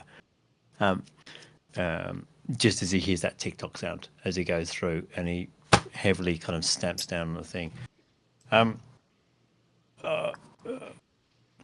Gentlefolk, it appears that the countdown seems to be that. I've been looking for magical sources. And DM, was there any magic when that happened? Was there any extra source when Verlender's going? Because I've still got this detect magic up. Was there anything that was particularly occurring during that time? It's almost like you see, just for a moment, like a fog of sorts around the head of Verlender. And in your peripheral vision, when it happens to you, it's like you can see it here for yourself. You don't understand the source of the magic or the type of magic it is. Was it the same sort of thing we saw around Wex? Similar, yes. Okay. Not the same, but similar. Yeah, that's okay. I mean, Verlender chap. Scarlet, we went down and did a bit of investigation. We found the bottle of wine that Wex had given us. I believe that Wex was under control and has no understanding of any of this, and probably no memory of doing this. I've just had a similar message from Briley, who, as far as I know, is alive but just missing. My friend. And again, this TikTok thing, I don't believe it's Briley. I believe it is someone impersonating Briley and potentially someone that knows Verlender as well to do this, to try and push his long path. Fuck all of that. I do not enjoy having an unknown visitor in my head. But how do you know it's TikTok for getting us back as opposed to No, TikTok, I don't think you're going it's... to fucking die from having so much Thornberry juice? Well, I didn't. Did I? Well, I mean, if the countdown hasn't finished yet. Yeah, look, death's Perhaps. inevitable. And I feel it's probably more likely from my own action in probably the next week or so that may precipitate that or following that. However, after getting to 42 years of real human life, I've decided that, what the hell, fuck it. I think the term is, the phrase that other folk use. Yeah. However, I don't think TikTok is report back on it. I'm rather concerned about the spirits and destruction of this Feywild, which I feel I should go and read about. So I've seen statements about it, but clearly it's in real Marcus, existence. I could tell you so many lovely stories about it. And Do not.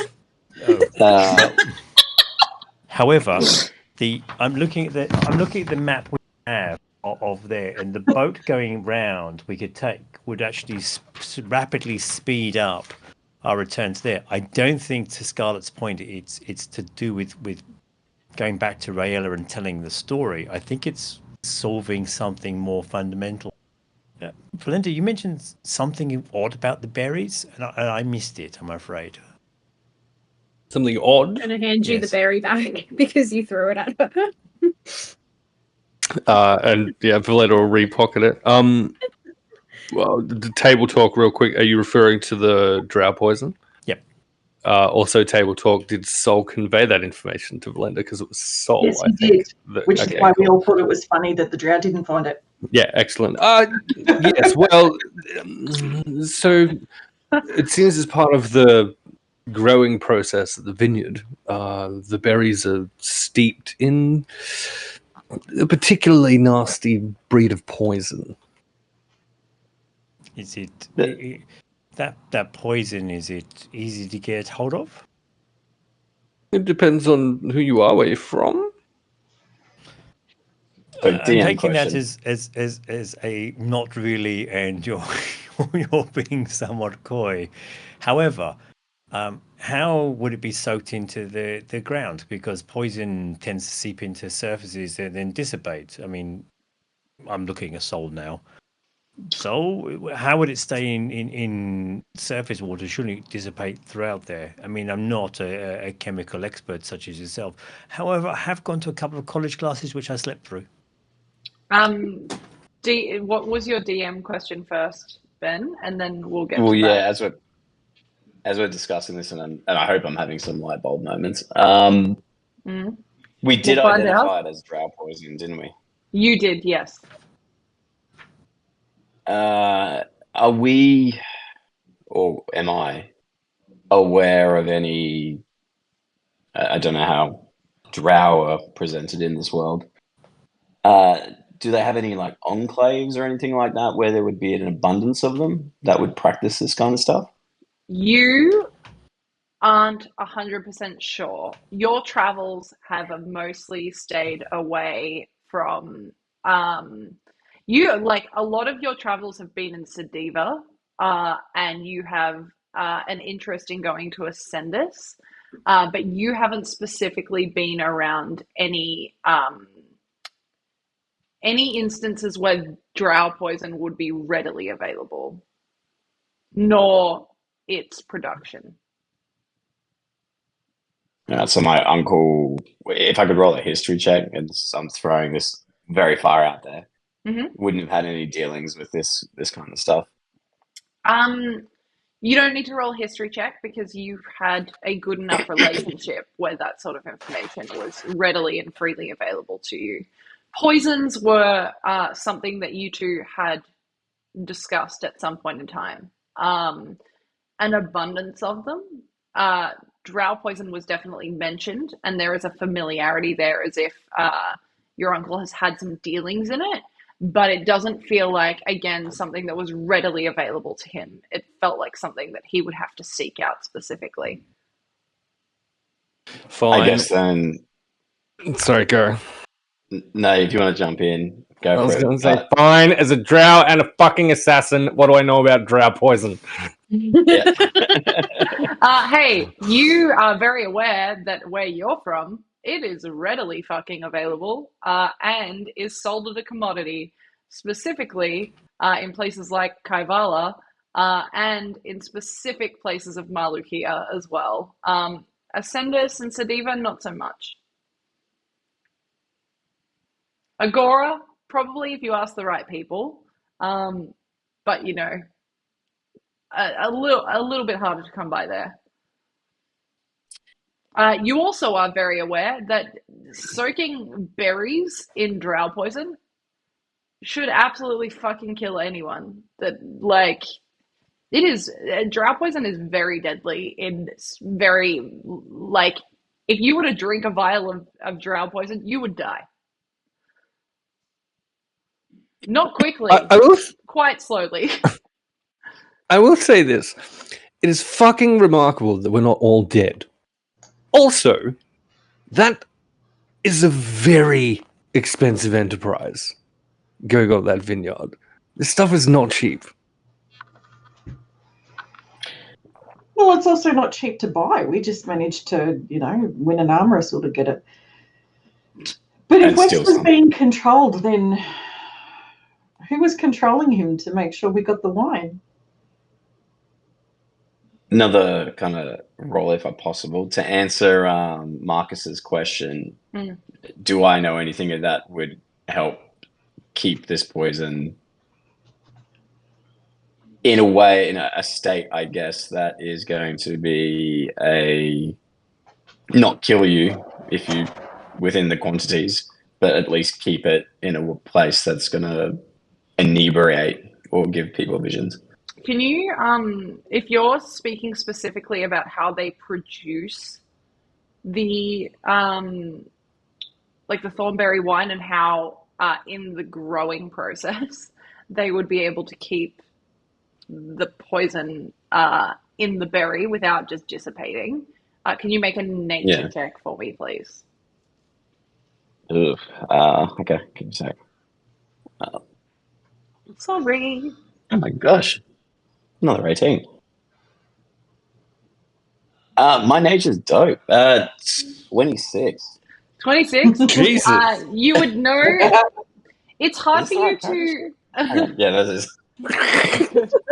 Excellent. You would understand. You don't necessarily understand how, but you understand how it wouldn't work, right? And you would understand that they couldn't spray it like a pesticide. Verlender, actually, question for you. Would you have shared that it was growing under the ground? Yes. Cool. To Sol specifically. I think Yeah. as this conversation generally continues, I think Verlender's probably going to recognize Sol's utility in this conversation, and try and pair that with his own understanding, and will give as much information as required to combine their poison brains. Sweet. Just poison brains. Just the you would then understand that it couldn't be sprayed like a pesticide. It couldn't without, like, if they're trying to hide it, it's not like they're not like feeding it through a tube or anything into the ground. Like it would be one of two things that you could deduce to, and that is either magic is involved, how more, or the seedlings themselves would have to potentially go through some sort of a process to have that drow poison, like almost like marinating, I guess, like for some form of time, to grow with that innately within the berry. Those are your two options that you can deduce. Okay. In which case, I'll retort to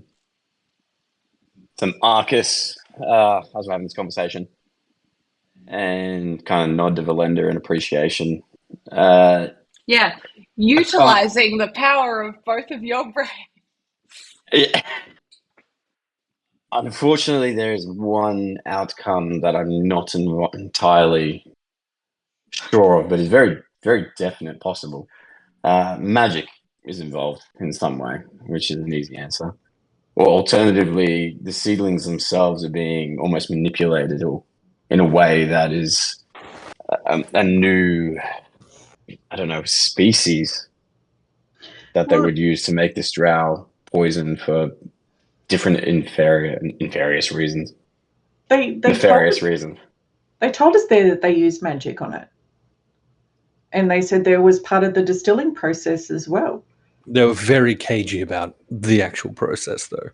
They were, but they did say that they were using magic on it, which was why I was like, hey, if we sold them in Kaibala, would we get in trouble because there's magic involved? And I feel like that in the seed process would be much more easier than covering the entire vineyard once everything had grown, right? I don't know how plants work. I'm just a humble assassin. But what I want to... Everyone saw the guy in the green cloak. And you guys are now hearing TikTok. I'm not hearing any of that. I'm not seeing visions. I saw no one in a green cloak. I, for want of a better term, saw angels. Had a big day. Delphine, while all of this conversation is going on about the Thornberry and how it works and all of that sort of stuff, something very specifically comes to mind as a memory of something that was mentioned to you. And it is a memory that Berkeley had explained to you when you had asked something very similar. In the not necessarily around the poison itself. This is new information to you, or not new, but fuzzy information.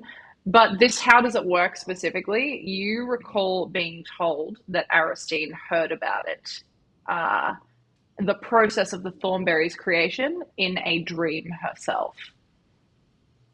Yeah. So I remember she didn't come up with it. She was given it. She was given the thought of it, but developed it herself. Yeah. So, in real life, I just heard a storm start outside, so I apologize if I do lose internet, but we shall hope not. Shall persist. And I guess she'll just be like, I don't mean to interrupt, but I did just want to mention that the proprietress of the winery actually, I think it might have been the husband. Doesn't matter. One of them said that the wife didn't actually come up with the idea of the wine by herself. She had it come to her in a dream. She did do the science behind it, but she didn't come up with the idea. Being one that jumps to rash conclusions and charge off at the most obvious moment, it seems we need to go back and have a deep and pointed conversation with the brewers. Because if voices have told them what to do, currently, I realise one who is hearing voices and seeing things now on a probably almost an hourly basis, and I realise Wex has 22 hours now to come back to you. But it feels like we should find the source of these voices and find out. And Verlender, your skills in avoiding the conversation about the knowledge of these emerald cloaked individuals seem to be there. Are they linked in any way? Because both you and I are sharing this kind of conversation, and it's popping up, and TikTok keeps coming up, and spirits and poison, and more poison seems to be involved here, and lack of warning labels and proper bottling on the consumption of poisonous evil goop I've just drunk, which come say come sa, but say la vie.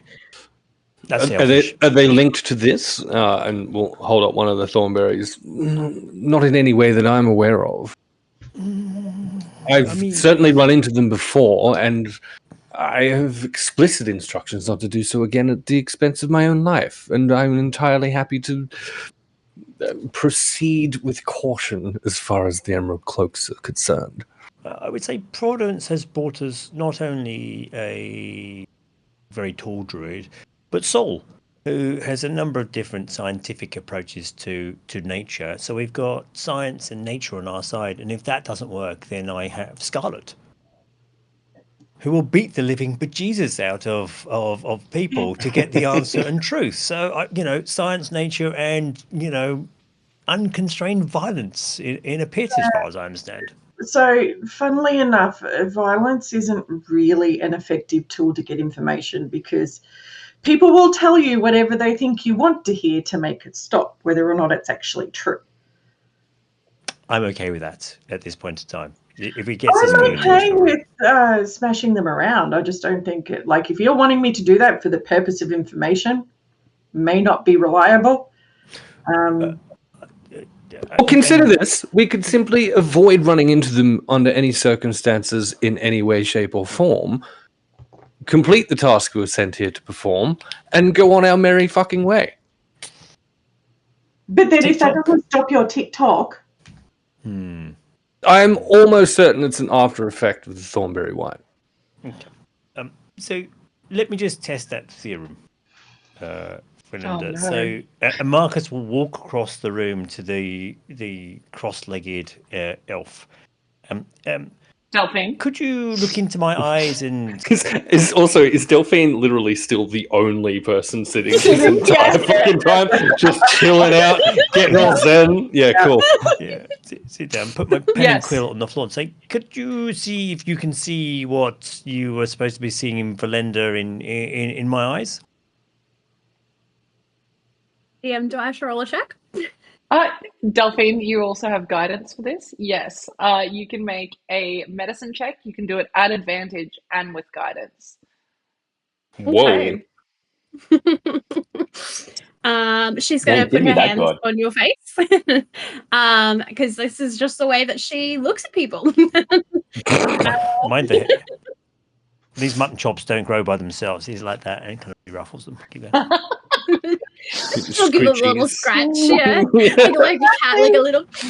It's at this point that you unfortunately also catch sight of his belly button, which is just truly a sight not of unfortunate. That is a fucking honor and a privilege. Guidance is a D4. D4. Mm-hmm. Jesus Christ.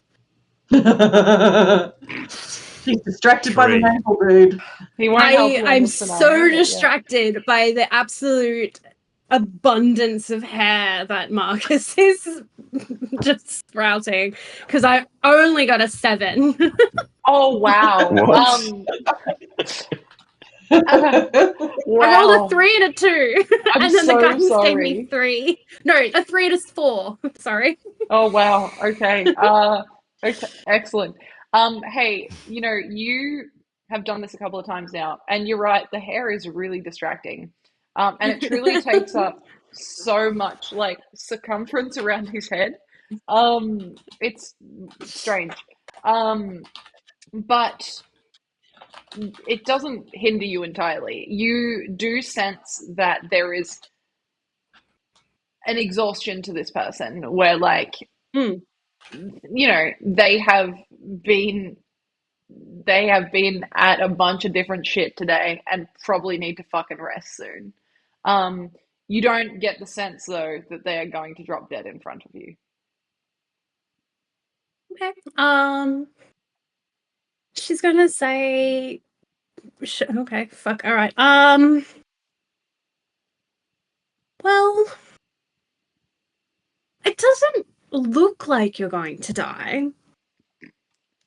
Like, well, maybe if you don't get any sleep, you might die. I think you need some sleep. You need to remember, humans are very fragile. You need to get some rest, I think. I don't think that that's because of the Thornberries. And DM, Marcus is staring intently at this at the elf to insight her at this point in time. I'm not going to roll, but he's just kind of staring, and he's like, wildly unconvincing is written across Marcus's face by her medical opinion. Soul, could I just get a second opinion just from someone I know at this stage? And I'll stand up, leaving Delphine still crouched there, pick up my stuff and kind of go over to Soul. Soul? Delphine, what is it exactly you're looking for? Hang on, let me just refer to my notes. I don't know if we said specifically what it looks for. Okay, yeah, no, we did. Okay. So, well, typically, the people that tend to over-imbibe, as it were, they're usually not very present at all after the fact. They're always quite aloof and clammy, and they complain of being unwell. But, like, it's just like they're constantly, like, disassociated, like disconnected from the world around them because they're like in a constant stream of visions and hallucinations, I would think. This pings Marcus image familiar. turns away from Soul. This also pings familiar with all of you, with your last few interactions with Astryn. Yeah. She was very much not herself, and very much in Jonan territory where she was just kind of there. Yeah. I remember that. As Marcus comes over, I guess I will... I'm not going to actually spend too much time doing the same thing because what Delphine said to me is true, from what I've noticed. And I'll still kind of like check his pulse.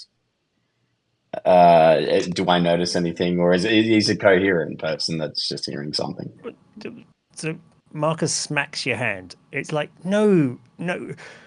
Jonan is where you need to go and see. He's exhibiting the symptoms. I'm perfectly irrational, which is fine. Go and look at Jonan. Off. Chuff, chuff, chuff, chuff, chuff, chuff, chuff, chuff, chuff, chuff, chuff. Don't shush me away.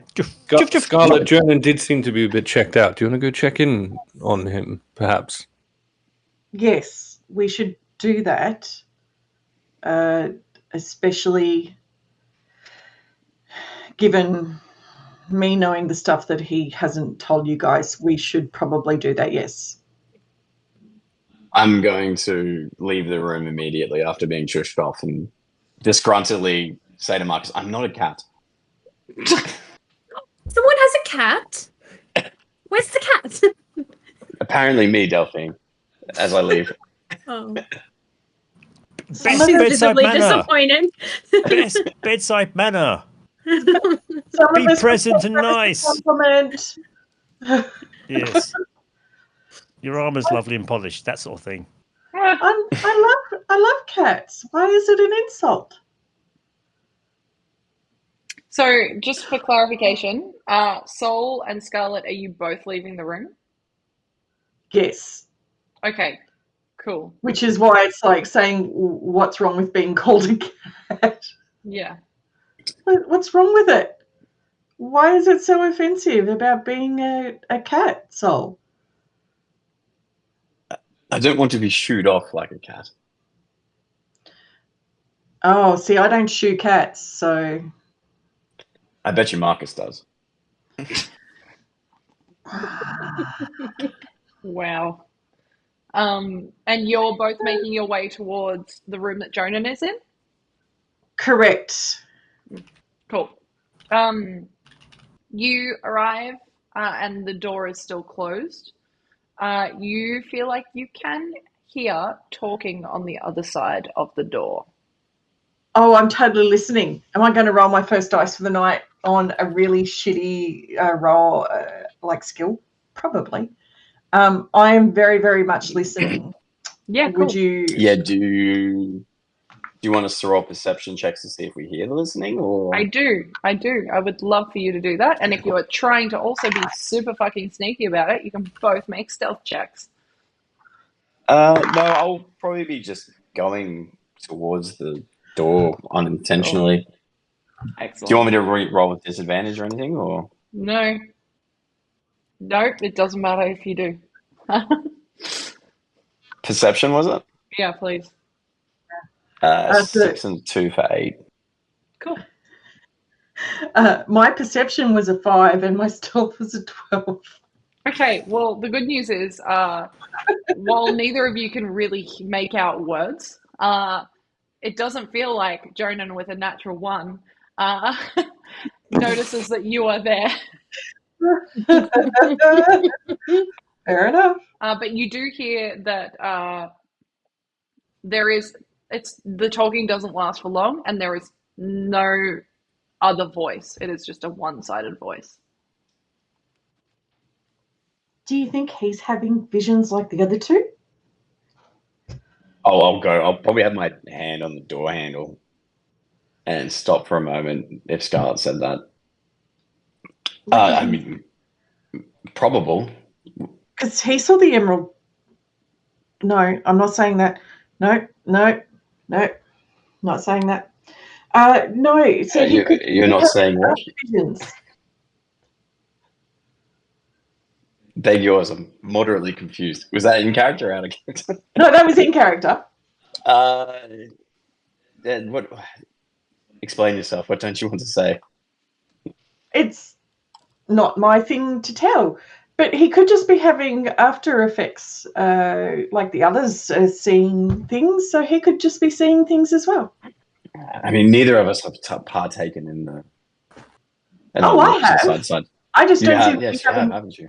Yeah, I just had a very different vision to everyone else and no after effects other than, I felt a little bit sweaty and clammy. When I woke up, that was it. Let's go speak to Jonan. Perhaps we need to partake in it more to study this further. Yeah. Whether or not that's a great idea. Observations, like what doctors do. Take your pulse, check your blood pressure. You can do that, can't you? Do you know I can, but if I was going to do that, I'd have to entrust Marcus or Verlender to do that. What, to check Jonan's stuff? No, myself. Oh, no. I'm saying that we tell Jonan that's why we're here. Oh, right. Yes. Yeah. Of course. That makes sense. All right. He's more familiar with you. Perhaps you should go in first. Okay. I'll do a small knock and then slightly jar and then just be like, Jonan, we're just coming in to make sure you're okay. The others are having some side effects and we just want to see where you're at. He does look up in your direction, and he is alone as you enter the room, so there is no one else there. And he looks at you and he says, "I'm fine. I don't need you to babysit me, Scarlet." I'm not babysitting you. We're just doing a check and then, are you seeing things? The others are seeing things. No. Are you feeling tired? Feeling tired because I've been awake for truly so long. Yeah. I would like some rest. And I would also like to not think about my dead twin. Is he still looking really pale and stuff? He is, but he looks agitated now. He doesn't look sad. I'm going to, where is he? Is he just sitting on the bed or? No, he's now kind of standing by the window in his room. He's leaning up against the window frame. I'm going to casually walk up to the window frame and I look suggest out. you stay away from me, Sol. I do not want you doing anything at this point in time. I just want to look at the ocean. We don't have a window in our room. Can you make a fucking... Okay, never mind. Not required. Oh, brilliant. Are you two truly worried that I'm going to also drop dead? Is that why you're here, or are you here for some other reason? No, I'm worried that you're going to drop dead. I am fine, thank you. And if I do, well, death is the next adventure. That's awfully morbid. But I'd Is like it you not to untrue? enter that adventure yet. You know? Oh, I too would not like to die, but part of the journey, as they say. If you're having any issues, are you at least going to yell out down the hall? I am going to take care of myself. Yes. Okay. Because You know where we apparently, are. Scarlet, I appreciate you looking out for me, I do. But forgive me, I don't mean this to sound as blunt as it will come out, but that didn't really serve Astryn well either. Oh my god. Was that because I drank the wine with her? Like, I get it if you blame me because she and I drank the wine together. I don't blame you.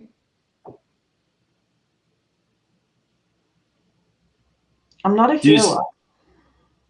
do you think that your sister would not appreciate if we checked in on you? I think you don't know my sister enough to ask that question. No, she was very independent. She wouldn't have liked it at all, Sol. I mean, regardless of that, you don't think that she would want to see you continue on your journeys in this life? She's dead. She can't think. Well, obviously, but a more spiritual way of living. Do you think that she would not want you to continue on your adventures? He looks at you, and it's the first time he's made eye contact with you this entire day, to be honest. And he says, well, Sol, I'm not a very spiritual man myself. Neither am I, coincidentally, but you must believe in something after this place. Most people do. Yeah, I don't think now's necessarily the time for that, though. I agree. I You know, we appreciate came down what to both check on of his you welfare. are trying to do, but I do not need it. Okay. Look, you can hate me for it if you want, but perhaps now is better time for hard truths. I don't know you enough to hate you. You don't need to. I respect your wishes, Jonan, and Scarlet will walk out and just leave Sol there. For the record, Scarlet, he says, as you are making your way towards the door, I don't blame you, but I resent that I was not there. What, when we drank the wine? Maybe I could have done something. Sorry, the sound dropped out during that M. He says, maybe I could have done something. But you were there. Not in the room. Oh, I thought you meant it. Never mind. And she'll keep going. Sol, was there something else heroic you needed to say? No, nothing heroic. Just that with your sister's passing, respectfully, I haven't met very many people who wouldn't want at least a little bit of checking in on, whether that's just a conversation or what I can do for you right now. It'll only take a moment. I don't mean to make friends with you, but this might help your sister in the long run as well. If you can help the dead, then so be it. And if you don't mind, and if I have your consent, and I'll check him over if he's willing. He recoils when you attempt to. And he says, once push him again, out the window. No. Whoa. He says, once again, I can respect what you are trying to do, but my sister and I have thought about our deaths for a very long time. considering them is different to it actually happening. Our lifestyle, death is very, very real until it happens, and then it's realer.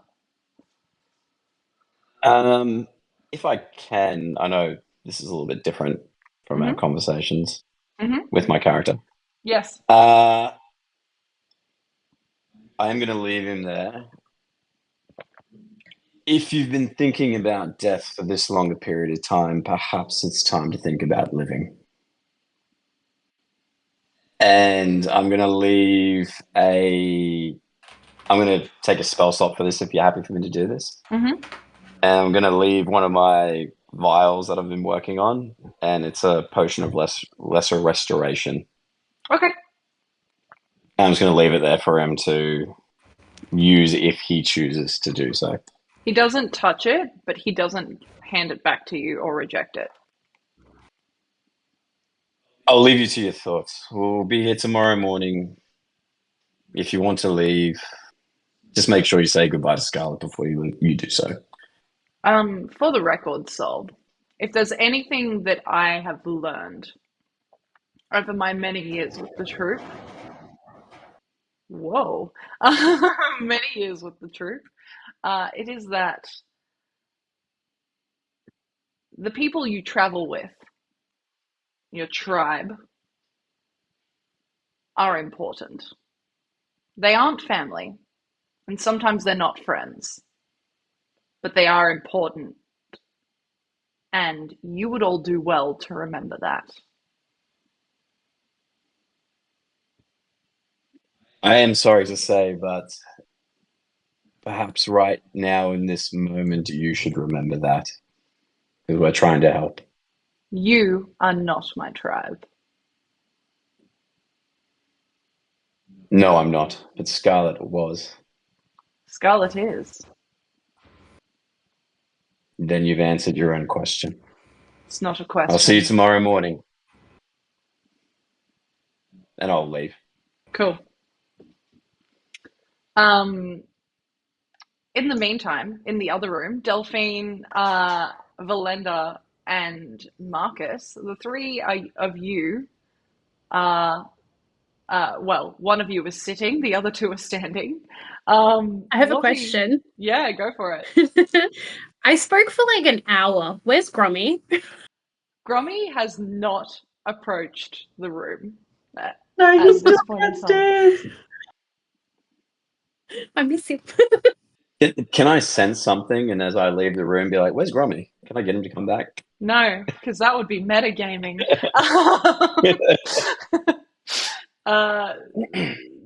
So you can think that, Delphine, and Marcus and Verlender. What are the three of you discussing anything? Trying to get anything done? What's the plan? Gosh, guys, well, don't all I'm speak going at to once. clean up Honey. Yeah, I'm going to clean Honey up because she's literally been swimming in a bowl of honey. So I'm just going to be sitting there cleaning her. And you all watch this. It's really fucking adorable. It is the cutest thing that the both of you have laid eyes on in so long. This bat is adorable. Verlender, even for you, this warms your heart just slightly. And Verlender will turn to Marcus at that point. I am certain at least one of them is going to die. Now, you mentioned you heard a TikTok in your head, yes? Yes. And obviously I heard the same thing. And yours, you said, was in the voice of your friend, yes? In Briley, yes. And mine in the voice of mine. What the fuck, Marcus, is going on? Well, I think we should catch the language of elves, gesturing to our new colleague, and then launch into Elvish with you, and then look to wow, our new elfin colleague. Speaking of metagaming, fuck you. That's so harsh. That's so mean. It's literally take into the language of elves and say, I have deep concerns over a number of a number of, and then looking at our new elf sitting on the floor cleaning about. These voices of spirits, the direction given, it's not spirits giving direction, something else is giving direction. Someone's giving these voices and using voices of our own that seems to know our memories. Wex was far too obviously being directed and guided to give us this bottle. This whole The bartender. Yes. He was controlled by something or someone, and I would like to find out where it is. I think the vineyard's a good starting point to it. I realise that Scarlet is having a number of traumas, and I'm kind of... Marcus is watching the elf on the floor who's just kind of like staring to space at one time. And are you keeping up with where I'm going with this? And still in Elvish? You can't speak Elvish, can you, Delphine? No. So you have no idea what's being said. You've heard this language spoken before, and the dialect of it sounds familiar, and you can identify it as Elvish, but you can't understand the words being said. No. Nope, because and frankly, it feels kind of fucking rude because you're the only one in the room that isn't the two of them. Yeah. Well, maybe I'll just cast Speak with Animals and speak to Honey. Excellent. It's are you purposely not joining this conversation? Is this a paladin druidic thing? Is he saying that it's an Elvish? Still, yes. He's looking at you now. Talking to her. He's like looking directly at you and like speaking, and you're just like, what? I don't understand. I'm sorry, I don't speak whatever you were speaking. Oh. In Elvish, Verlender will say, "Oh, well, that's just fucking embarrassing." Before switching back over to Common. Yes, sorry. My apologies. Dreadful.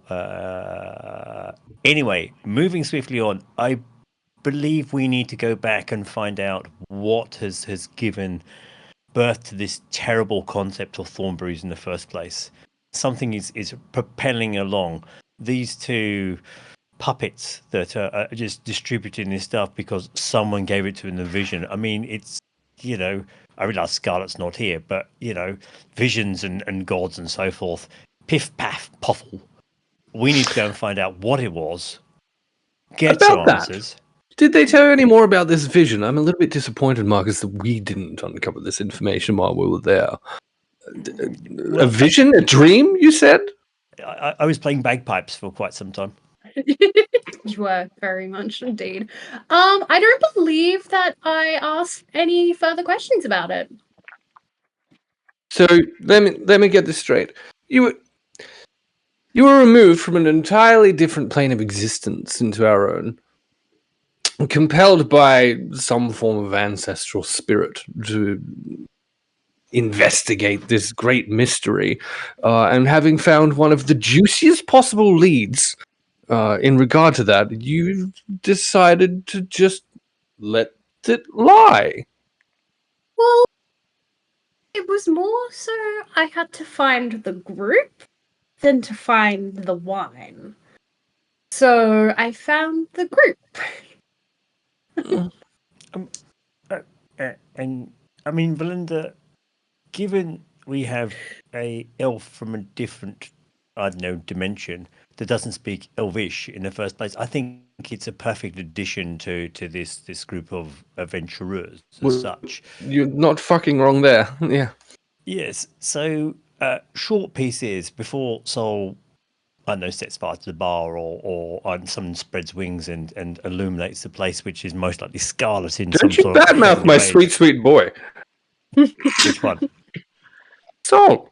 It's adorable. Badmouth Scarlet, what you want. But he does literally anything I ask of him. It's amazing. I love it. The washing thing is a bit strange, but we'll explain that shortly.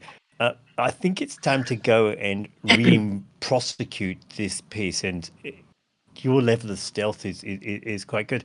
And we now have a druid / holy avenger? Paladin. Sure, holy avenger. Same difference, really. Sorry, what exactly does that mean? Well, I swore an oath to the ancients to uphold and protect everything that is good, and that's what I do. Just the agents. Did they have a name? The ancients? You don't have a name for the spirits you have spoken to. Nope, I do not. Okay. When you say good, rough definition? I'm sorry. When I get good, No. If you're committed to upholding the good, yes, yep. I get the sense that you may need to block your ears every now and again when we're in close vicinity, is all I'm saying. If you're talking about language, that doesn't bother me. Mm. I'm more worried about ensuring that nature is able to thrive and that people have the opportunity to make the right decisions and not decisions that will directly harm or kill others. Verlender will turn to Marcus. It doesn't mean that I've never killed someone before. Delphine, turn to Marcus. I've definitely been on the end of killing someone before. I'm not, a virgin. She says. She doesn't know what that word really means. But excellent. You don't kill someone unless there's a reason to kill someone and unless you're protecting something. I'm going to write that down, and then I'm going to play it back to you slowly at some point in time, and then we'll workshop some of those things. There's some ideas there that probably need unbundled, and then distracted, and then burnt. But it sounds as if you would be a perfect addition to us to uncover this mystery. Now, Verlender, and back in Elfish again, is like, look, we're clearly going to have to pick a fight at some point in time, and having two remarkably adept women at destroying the opposition is going to be a lot better than me playing bagpipes, and you doing what you do from there. So just go with it. Scarlet and Soul, it would be, if you were heading straight back to the room, it would be at this point that you would re-emerge. If you were going elsewhere, please let me know. So she'll go back to the room. Presumably that's where her gear is. Mm-hmm. Did they come in when I said I'm not a virgin? Because that's great. Sure, let's do that. You come in and all you hear is, I'm not a virgin. Let's add to that. Is she covered in honey as well? No, honey's on her shoulder. She was cleaning the bat. She's not sticky. Wow, excellent. You would also all be very aware that it is nighttime, and with all of these conversations ongoing, and the bar has not started to clear out, but it's definitely like people are going for kick-ons elsewhere. They're not sticking around after dinner here. Sorry, can I grab my key? Unless, are we all in the room I'm sleeping in which case, guys, I'm about to get changed. I don't care if you're here or not, but just fair warning. I need to go out and burn off some steam, energy, whatever the fuck you want to call it. It's been a rough day. I have energy to burn, and if I keep trying to bottle it in, I'm just going to punch someone in the face. So I would like to go out and burn off that energy a different way. Insight check. What was the room situation? I don't recall. I believe you were offered a room each if you wanted to. I think I was bunking with Soul, I feel like was the... That was the night before. Yeah. You may also make an insight check if you would like, Marcus. And Scarlet, if you are planning on trying to conceal anything, I'll get you to make a deception roll. Marcus has no idea what it was trying to do. I'm just trying to get a sense from what burning off energy means from Scarlet. If she's cracking her knuckles, that kind of thing. That's the thing. Going out dancing, you know. Maybe, you don't know. Is it something the Paladin's going to have a problem with? Yeah. So one thing, I mean, Sol has spent more time with Scarlet in a city than you guys have, but basically Scarlet will be, you know how you've got a kid that needs to burn off energy? Mm. That's basically where she's at the moment. And there'll be one of 3 ways she will do this, neither of which is, well, you know, to put it very plainly, fighting, dancing, or fucking is basically what she will do to burn off the energy. Sweet. Small but aggressive terrier with the zoomies.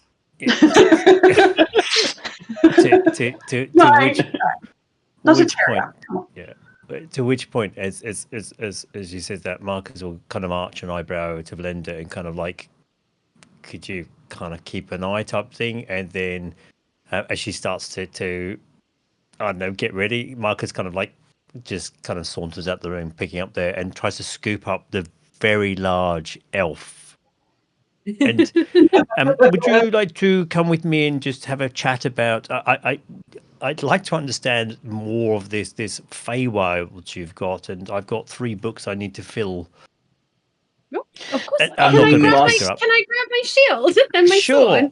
Sure. Can I just clarify? Are you trying to set Verlender and Scarlet up? Is that what's happening right now?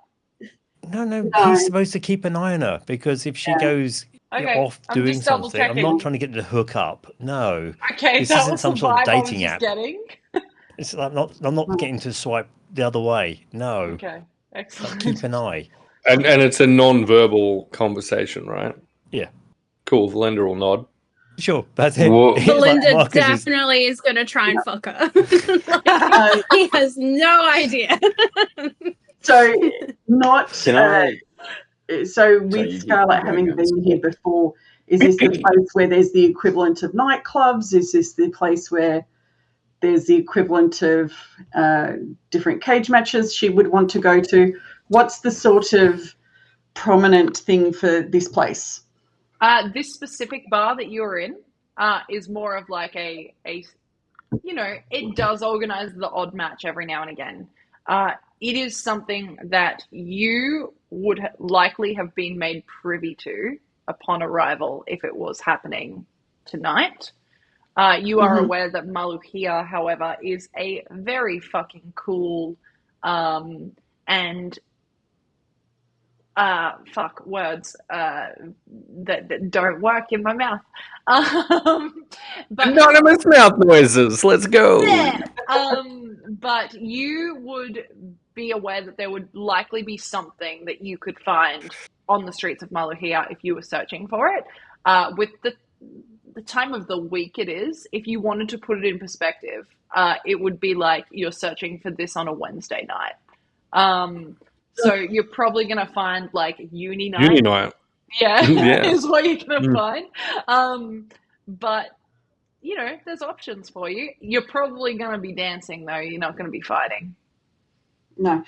So she will be looking for something that is a little bit more rave-esque, in that you want a bunch of bodies dancing in an enclosed space. So there is that kind of swapping of energy, for want of a better word, simply because of things she's learnt from her previous relationship. That's what she will do.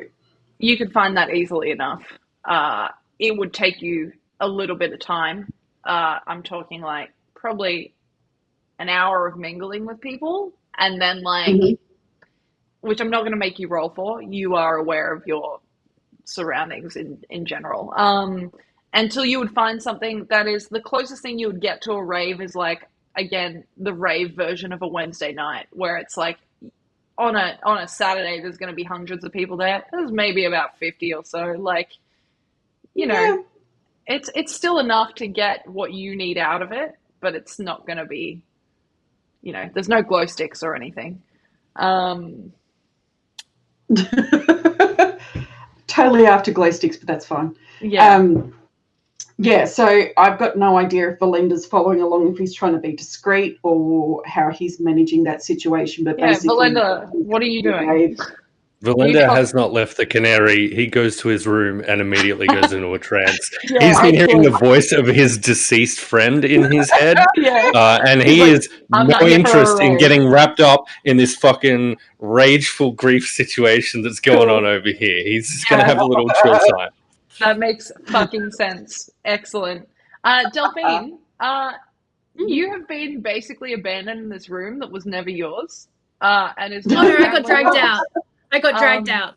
Oh no, you did. Yeah, actually. Marcus No, dragged you you out. Marcus. Yeah. So Marcus did drag you out, but that room is now empty. There's no one in it.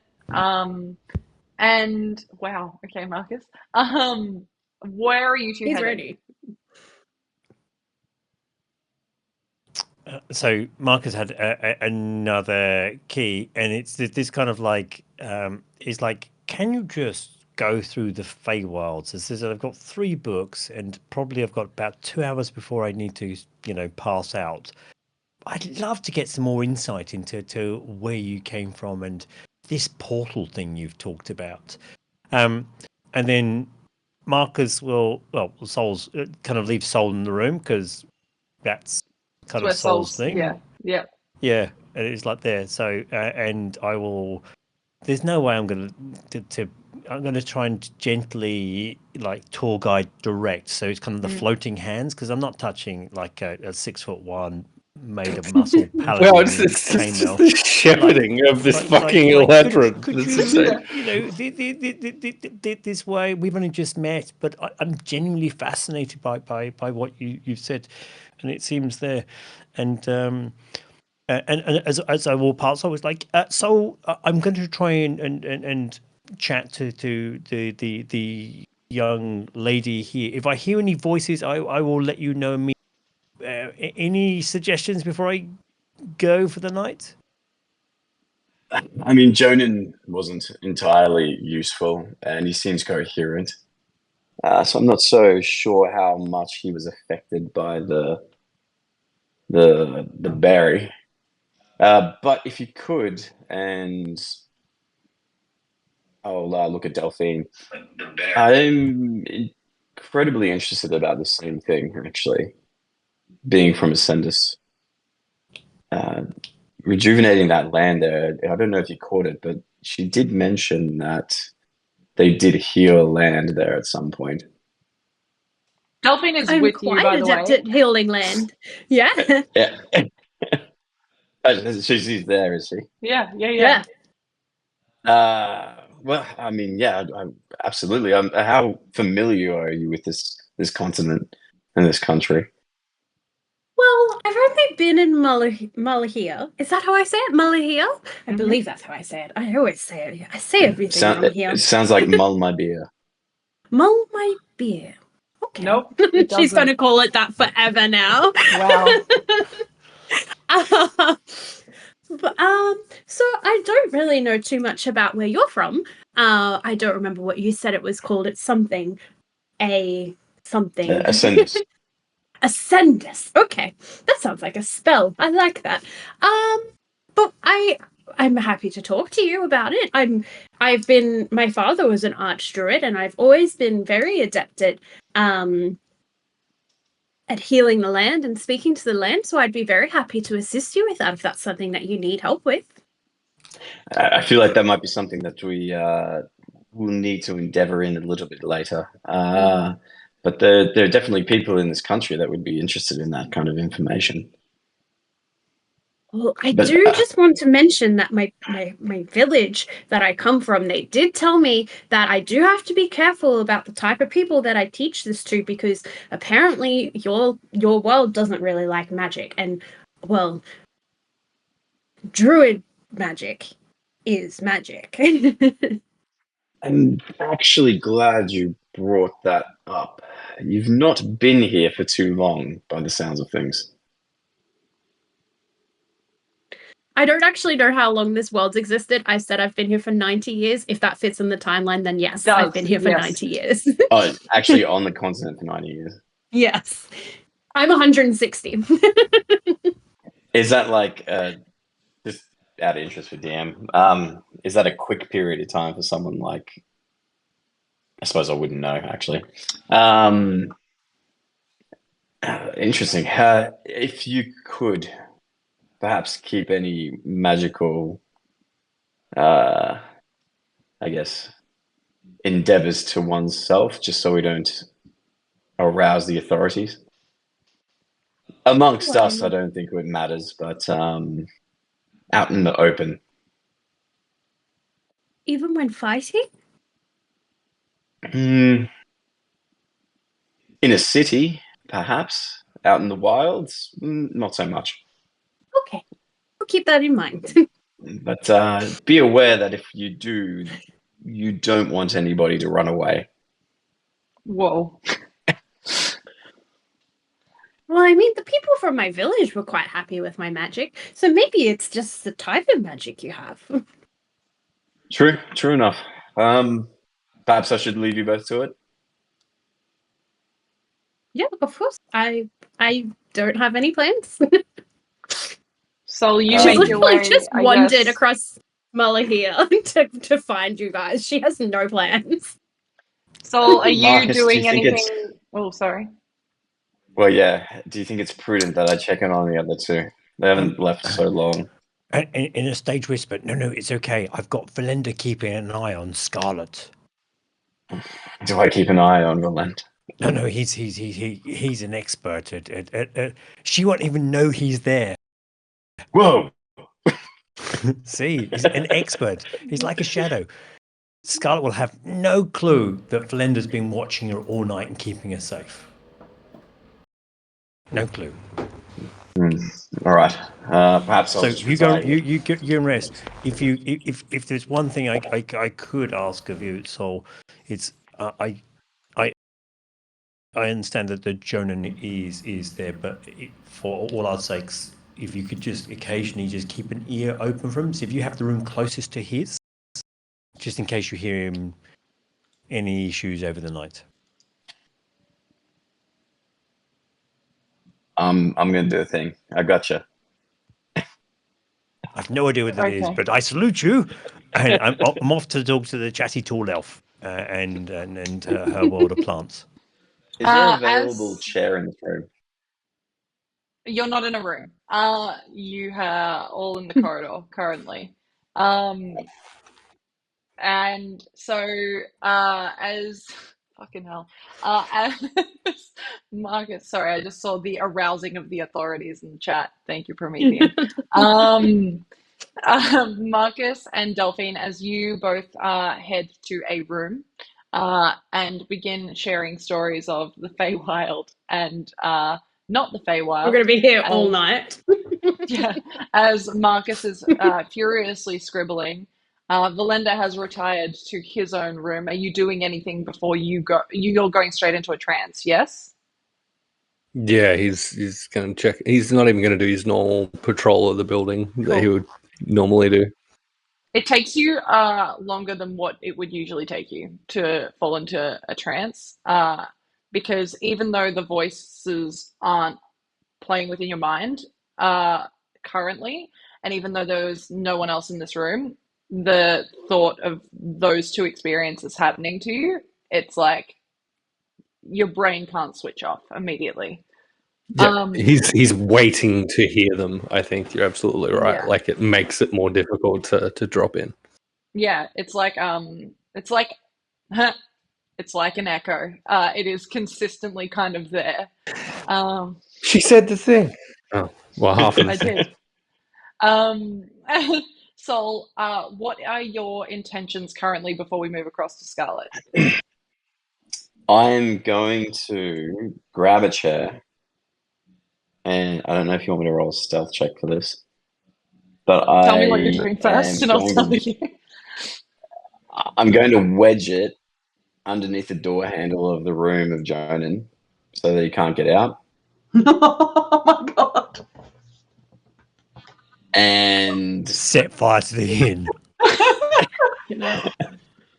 if I can, I'm going to go visit the bartender downstairs. Start with a V. Apologies.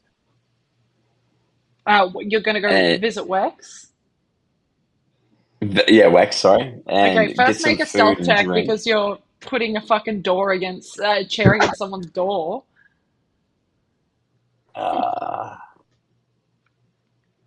You're not leveling up, Chris. Oh, what the hell? 18. Yeah, Again, cool. You 18 get seems away like with a it. number. Get away with it. And I'm just going to organize some food and drink and sit on the chair. Yeah, cool. You do so easily enough. Can you take away 2 silver pieces, please? I'll pull out one of my medical books and Pay for the meal with that. Yeah, How long and I'll are you use one of my planning class on sitting pieces to outside of use- Jonan's door for? hours. Until at least I see Scarlet come back home. You don't know. I don't know. Oh, no, you do know that she's gone. Yeah, okay. Great. If I fall asleep there, I fall asleep there. Okay. Might not be the best rest, Interesting. if possible. Okay. And if I can, I'm going to use my experimental Alexa ability over that hours of periods, which I'm going to be there for, to try and tweak some stuff Okay. with Interesting. a potion, which I'll get back to you about. Okay. Great. Secrets. Scarlet, we'll move across to you as you find yourself in this very dark building. Funnily enough, you, as someone that doesn't have too much magical affinity, don't quite recognize this spell, but above the table, if you did, someone's cast fairy fire in this room, and it's kind of like glow in the room, this really cute lavender color. And there are a bunch of people that have drank way too much of whatever is being passed around. Not the Thornberry wine. So no one seems to be partaking in that. But it is hot. It is sweaty. There is a lot of dancing going on. What are you doing? And for how long do you plan to stay out? So she will be drinking and dancing, and for those who are not aware of Scarlet due to who she was previously in a relationship with, she has a bit more of an understanding of almost like an energy exchange in the universe and how that energy fits into the universe. So for her, it's a way that she's sharing and expending that energy with the others in the room into the surroundings. Yeah. And I cool. would say she would stay there pretty much until it starts to deaden down. She'll likely drink over that time, given she's grieving. So who knows how long it actually takes her to get home, or whether she actually makes it upstairs and just falls asleep outside or downstairs or on the roof or wherever it is at the time. Cool. You notice that it's a school night, it's uni night. So it does wrap up probably like 2 a.m. ish is when it starts to all wind down. Instead of the 4 a.m. Get Ricky wrecked, climb into bed. So at around 2 a.m. you start to make your way back towards the tavern. Can I get you to make a Constitution save for me, please? Because my rolls so far have been fantastic. So amazing. They were amazing. Oh, this one's actually pretty good. So Constitution saving throw, that would be a 23. Nice. You understand that you have drank enough that you should not, you should probably pass out somewhere, but you managed to find your way back to the tavern with not too much of an issue. You make your way up the stairs. You see Sol, who is kind of looks like they're about to fall asleep. but it's one of those really sleeping in a chair outside of a room, man. It's not comfy. Like it's very much like you start to fall asleep and then there's a noise or something outside that makes you wake up again. And so as you hear someone making their way up the stairs, you kind of snap back awake, Sol, as you see Scarlet returning. She looks fine. Like for someone that's been out for as long as she has been, she looks like she's handling herself well.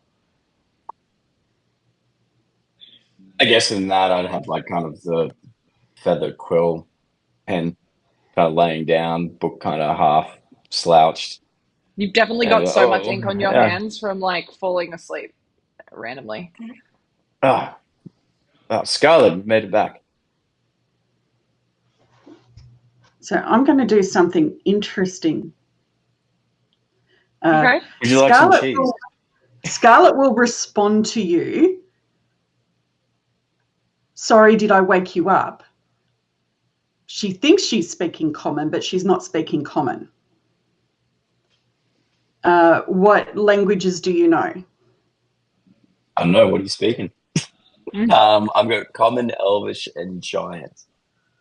You've got no idea what she's saying, but she's responding as if she's answering you and thinks you're understanding her.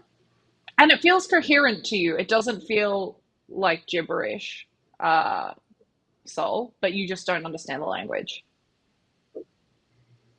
I kind of rub my eyes and that's excellent. Excellent. Are you feeling better? Again? I kind of like pull myself together and sort everything out. I've got no idea who can hear this because I don't know if the other two are still awake. She'll say, I think I feel a lot better now, but again, not in common. Oh, do you want me to roll like a constitution check or something to see if I actually acknowledge it? Nope. You understand that it is a language. You just don't. You've heard people speak languages that you don't understand before. It doesn't feel like she's just babbling gibberish. It just feels like you don't understand. At this point also, the door opens that you are sitting in front of or tries to open. And you hear Jonan say, could you two shut the fuck up, please?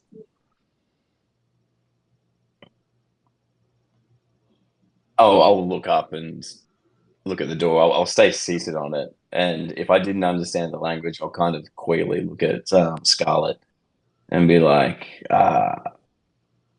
sorry, I didn't catch exactly what she said just then. I must have dozed off somewhere else. Are you okay? Jonan is obviously, we've woken him up. So she'll say, sorry, Jonan. You'll understand the word Jonan. You won't understand the word sorry. And then she'll say, I'm heading to bed now, and she'll walk off to the room. But again, that's not in common. And you see Scarlet walking towards one of the rooms that you are aware was paid for by you guys. So forgive me. I was to understand that Verlender was supposed to be following her. Yeah. That is what you were made to believe. Yes, you did what not Marcus see. told me, but that's not actually what happened.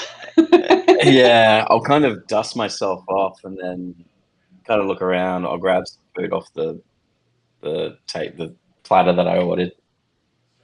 Straighten myself up, crack my neck, go to the bedroom that I was staying in, check in on there, see if Verlender's on there.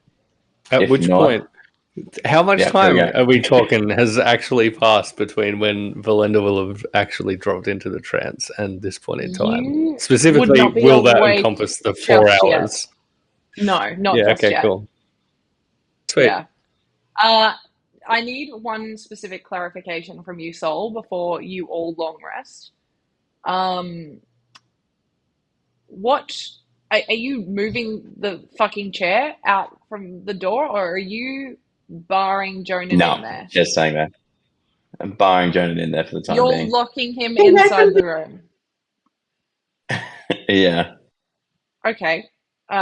Cool. Okay. You do hear as you head back to a room, you do hear that the chair does hit the ground as a door seemingly fucking flies open. Almost loud enough to wake everyone up. Luckily, however, it does not. And you head back to your room. You all eventually get to sleep and can have a fucking long rest for the first time in forever. Delphine's like, look, man, I don't need a long rest. I'm good. She's just gonna go outside and trance in the grass, I guess, because she didn't get a room. Yeah, and it's really warm still. Like, it's a warm temperament, so it's nice. And Malu here is somewhere where you can see the sky, and you see every single fucking star in the sky. It's beautiful. And which is why she's outside. Yeah, for sure. And you all get through your long rests completely undisturbed. Can I throw in a little post long rest, little something? Because go on. mine Go on. began early and only needed to last for 4 Go on. hours. Yeah, sure. What are you doing? What are you doing, buddy? On Hey, completion, how are you doing the fucker here? there's fuckery afoot. On completion of the trance, Verlender will arise, make his way to Scarlet's room, and just knock very gently on the door. Not say anything, just quietly. Is it enough to wake her? Scarlet, make a perception check for me, please. A perception check? Oh no, she's terrible at that. What are you doing? Because of your Could make it constitution, disadvantage because you're sleeping.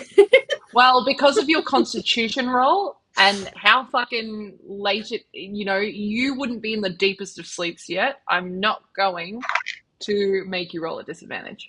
It's just going to be a straight roll. Okay. So perception? Yeah, 10. Yeah. You don't hear anything, Verlender. Sorry. You don't hear speaking or response. You do hear steady breathing, though, as if someone is sleeping. He'll just kind of, not whisper, but just quietly kind of say through the door, Scarlet, you in there? Are you being loud enough that you're attempting to awake her? Loud enough that he's able to be heard if she's awake. Yeah, cool. With that perception, Scarlet, you probably would not awaken. No. Okay. And Verlender will look her in turn on his heels. Turn on his heels, head outside, and do his usual patrol of the building, just making sure everything's safe. Delphine's just going to give him a little wave. Yeah, on your patrol, you see Delphine, who is seemingly in a trance, but like eyes closed, very focused. You just see as you pass. You witness definitely a few fallouts from this uni night. A couple of people look like they're stumbling back towards someone's home, but they just can't get the key through the door. And it becomes really awkward where one of them ends up just leaving because they can't be bothered trying to get through. I will take full advantage of that and pick the pockets of anyone who is incapable of noticing that I'm doing so. Great. Make a sleight of hand with advantage for me. Sure. 15 on the die. Yeah, cool. Which okay. gives it... Hey, it's 19. Okay. A 19. You can add 15 gold pieces to your gold. Perfect. Oh, but that I had 690 gold. I don't want to. Sorry. Well, you could always give it as like payment for the research he's doing for you. Unfucking likely.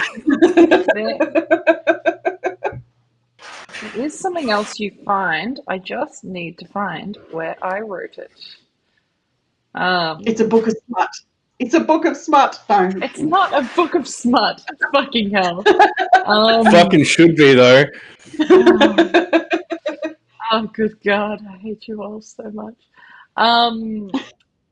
It is an ornate golden ring that has a dark sigil on it.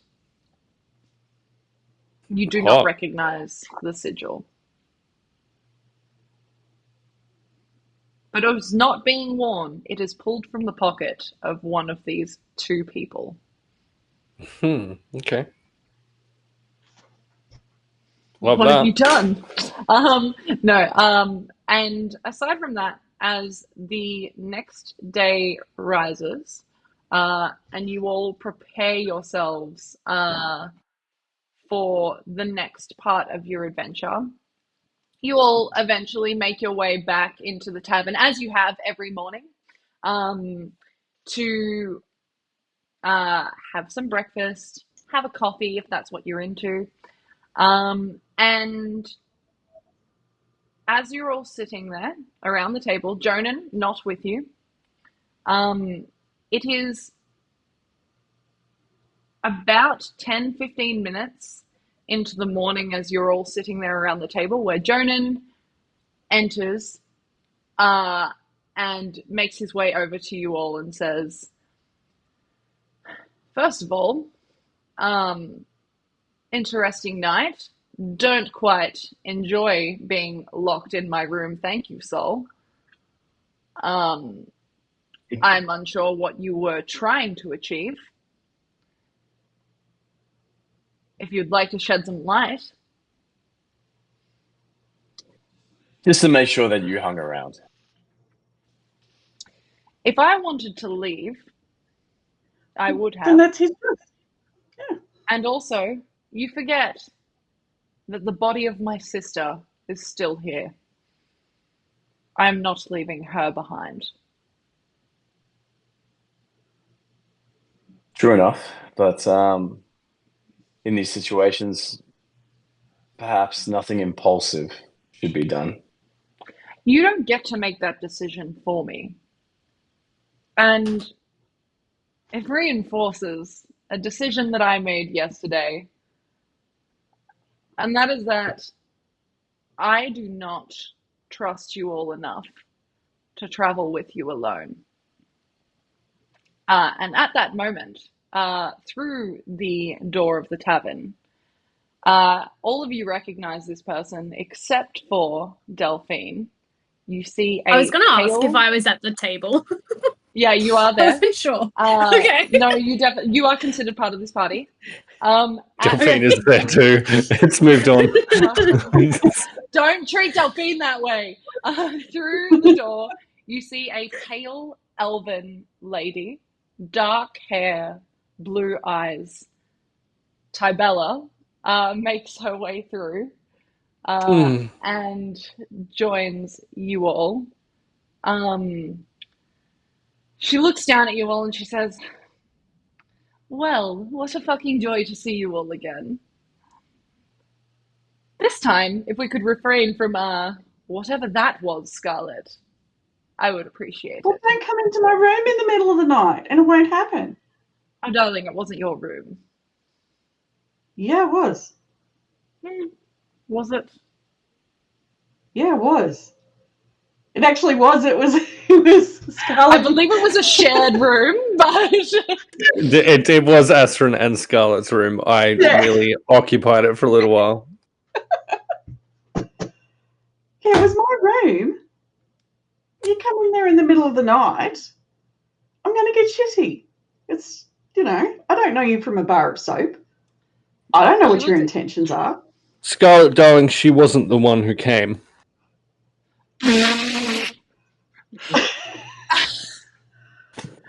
Excellent. If I can't speak for you, you can't speak for me. But still, I don't know what your intentions were. So I will get cranky. And at that, Verlender will look at Tybella. Yes, what were your intentions? she looks at you and she says, "It's really sweet that you have her just looking out for you like a little watchdog." And that's where we're actually going to leave this session this evening. Hey, thanks, guys. This is an interesting one. You guys are fucked. Hey, I feel like we covered a whole bunch of stuff real quickly, You and we did. did it really fun. Well No, done, you gang. guys did. That was fucking excellent. You all worked together. It was really sweet. For approximately Team 3 build. minutes. Yeah. Yeah, it was great. It was great. Hey, we're gonna do a thing. We're gonna go around. I'm gonna get you guys to introduce yourselves, what you're up to. If you have anything that you want to shout out, please do so. But before you do that, I want to know your favorite moments from the evening. Kicking off with Tammy, your favorite moment, followed by who you are and where we can find you. So my favorite moment has got to be why the fuck Sol was committing deprivation of liberty. It's like, are we talking favorite or most confusing? They're not mutually exclusive. Kind of both. Yeah. Because it's just like, what the hell? But, you know, fucking, obviously there's definitely going to be some interesting times ahead with Delphine. Yeah. And we'll see how that goes. You know, nice, tall warrior woman. Who actually has a really high charisma stat, but doesn't really rely on it. So, oddly enough, I think Scarlet has the lowest charisma in the party. You don't say. Wow. Hey. Soul acts, it's actually Scarlet. Yeah, excellent. Hey, Tammy, who are you though? Where can we find you? I am Talera79. You can find me, aside from this game, later this year, I will be running some Call of Cthulhu on the Law Rights channel. Watch out for an EOI coming out soon. Love it. Love that. Hey, Ben. I had to figure that out in my head. I was like, EOI? EOI. Expression of interest. There'll be a form. You'll be able to put your name on it and say, "Hey, I want to do the thing." That's happening. Hey, yeah. Ben, your favorite moment and who are you? And we can find you here, right? Yes. So Ben, I'm a part of FatesGrip crew. You can find us Tuesday 6:45 every Tuesday, which I think I said before. My favorite moment is Delphine in everything. Really, I wish I had that spring. That is amazing. There's a lot of good moments actually this session. Well done. I can confirm that on our 10-minute break, Ben was like, "Fuck, I wish I could do that." Like, that was so good. So it was really sweet. Hey, Deetwenty, favorite moment, who are you? Where can we find you? There were too many favorite moments tonight. Going from the weird clasping section to the what the fuck, who the fuck, what the fuck situation at the start, which is the kind of weird, party standoff between those. Using Charlotte as a Scarlet shield is always a thing of beauty. So thank you, Scarlet, for just like nonchalantly just kind of standing up and like for existing. Bring it. Yep. I have to say that the magical of Verlender and the nods and winks and literally going, "Yep, I'm going to my bed anyway." So good job. I think again too many wonderful moments and our poor DM having to suffer through some tenuous linking that went through and keeping a straight face throughout all those ones. It was absolutely marvelous. You can't find me, and back to you, wonderful DM. Okay, excellent. Hey, Salt, thank you so much for joining us for your first session tonight. You were fucking wonderful, but I would like to know your favorite moment and who you are and where we can find you. Favorite moment. Okay, let's say I actually thought I was probably going to die within the first 5 minutes. Excellent. At least Honey would have put her, like, shown her, like, what is it called? Proven her dominance over Soul before I died. That would have been, yeah. Yeah, that was cute. Very cute. Genuinely Appreciate it. didn't expect to be quite a rambler, but the character decided she was a rambler. Which is so fair. She was supposed to be cool, calm, collected. She was also supposed to be seductive. None of that came through. She just rambled. You don't know. I don't know. Maybe the Honey was pretty good. Yeah, no, Honey's my favorite. Honey is my favorite part of tonight, I think, probably. Sorry, guys. None of you. You were also mean to me. You literally had a conversation while I'm sitting on the floor in a language I didn't understand. And nobody sat down. I was like, cool, we're going to rest. What we're going to do? Just me. Bold of you to assume we're going to allow you to rest in our fucking room, weird stranger lady. Oh, God. Who invited me in this time? But anyway, where we can find you. I am SaltQueenPlays, and you can find me occasionally hanging out here with Promethean and Emily playing some Bardcore BG3.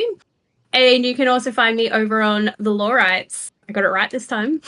You did. Being an alleged pirate occasionally.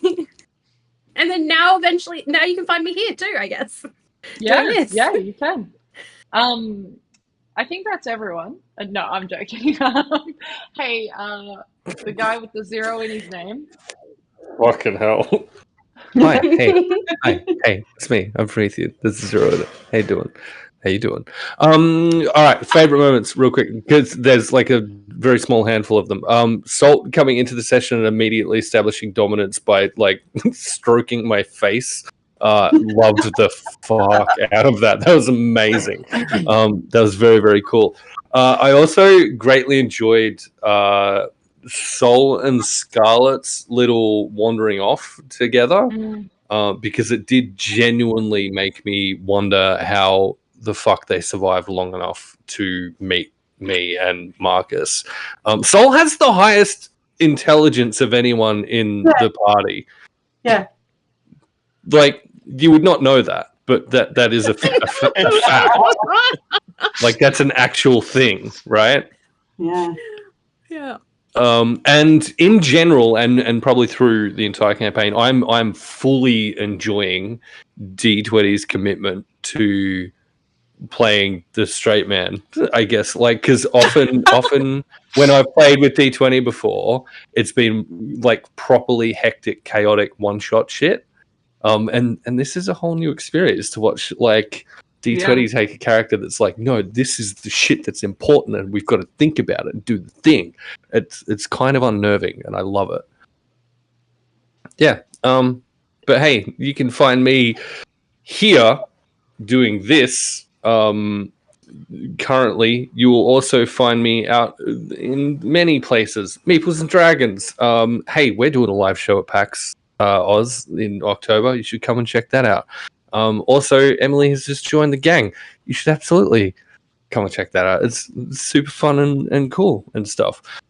You'll find me, you'll also find me on The Lawrights, running my own little game. You can watch that tomorrow night. We're having a session. It's going to be a great fun time. Maybe we'll get out of this orphanage the party has been stuck in for the last 14 years. I guess we'll find out. It'll be great. Hey, there's a Sullivan Kate in chat. That's who else you'll see in Radiant Shadow. It's going to be great. You know what else you'll be able to see a Sullivan Kate in? Also at PAX Oz. Also on the Friday, but at night, because it's sexy. Fucking Griddle Kiss 2, Monster Boogaloo. We're going to be fucking deciding if we're kissing monsters or not. It's going to be amazing. It's going to be a fun time. You should come check it out. I have one question for you, Promethean. Are you a coward? No, lost your audio. Yeah, sorry, Are I you- didn't hear that. Yeah, Are, it are did you a break up, coward? yeah. Me, Yeah.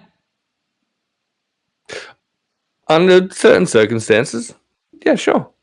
Okay, well, we're gonna find that out on the Friday night during Crit or Kiss.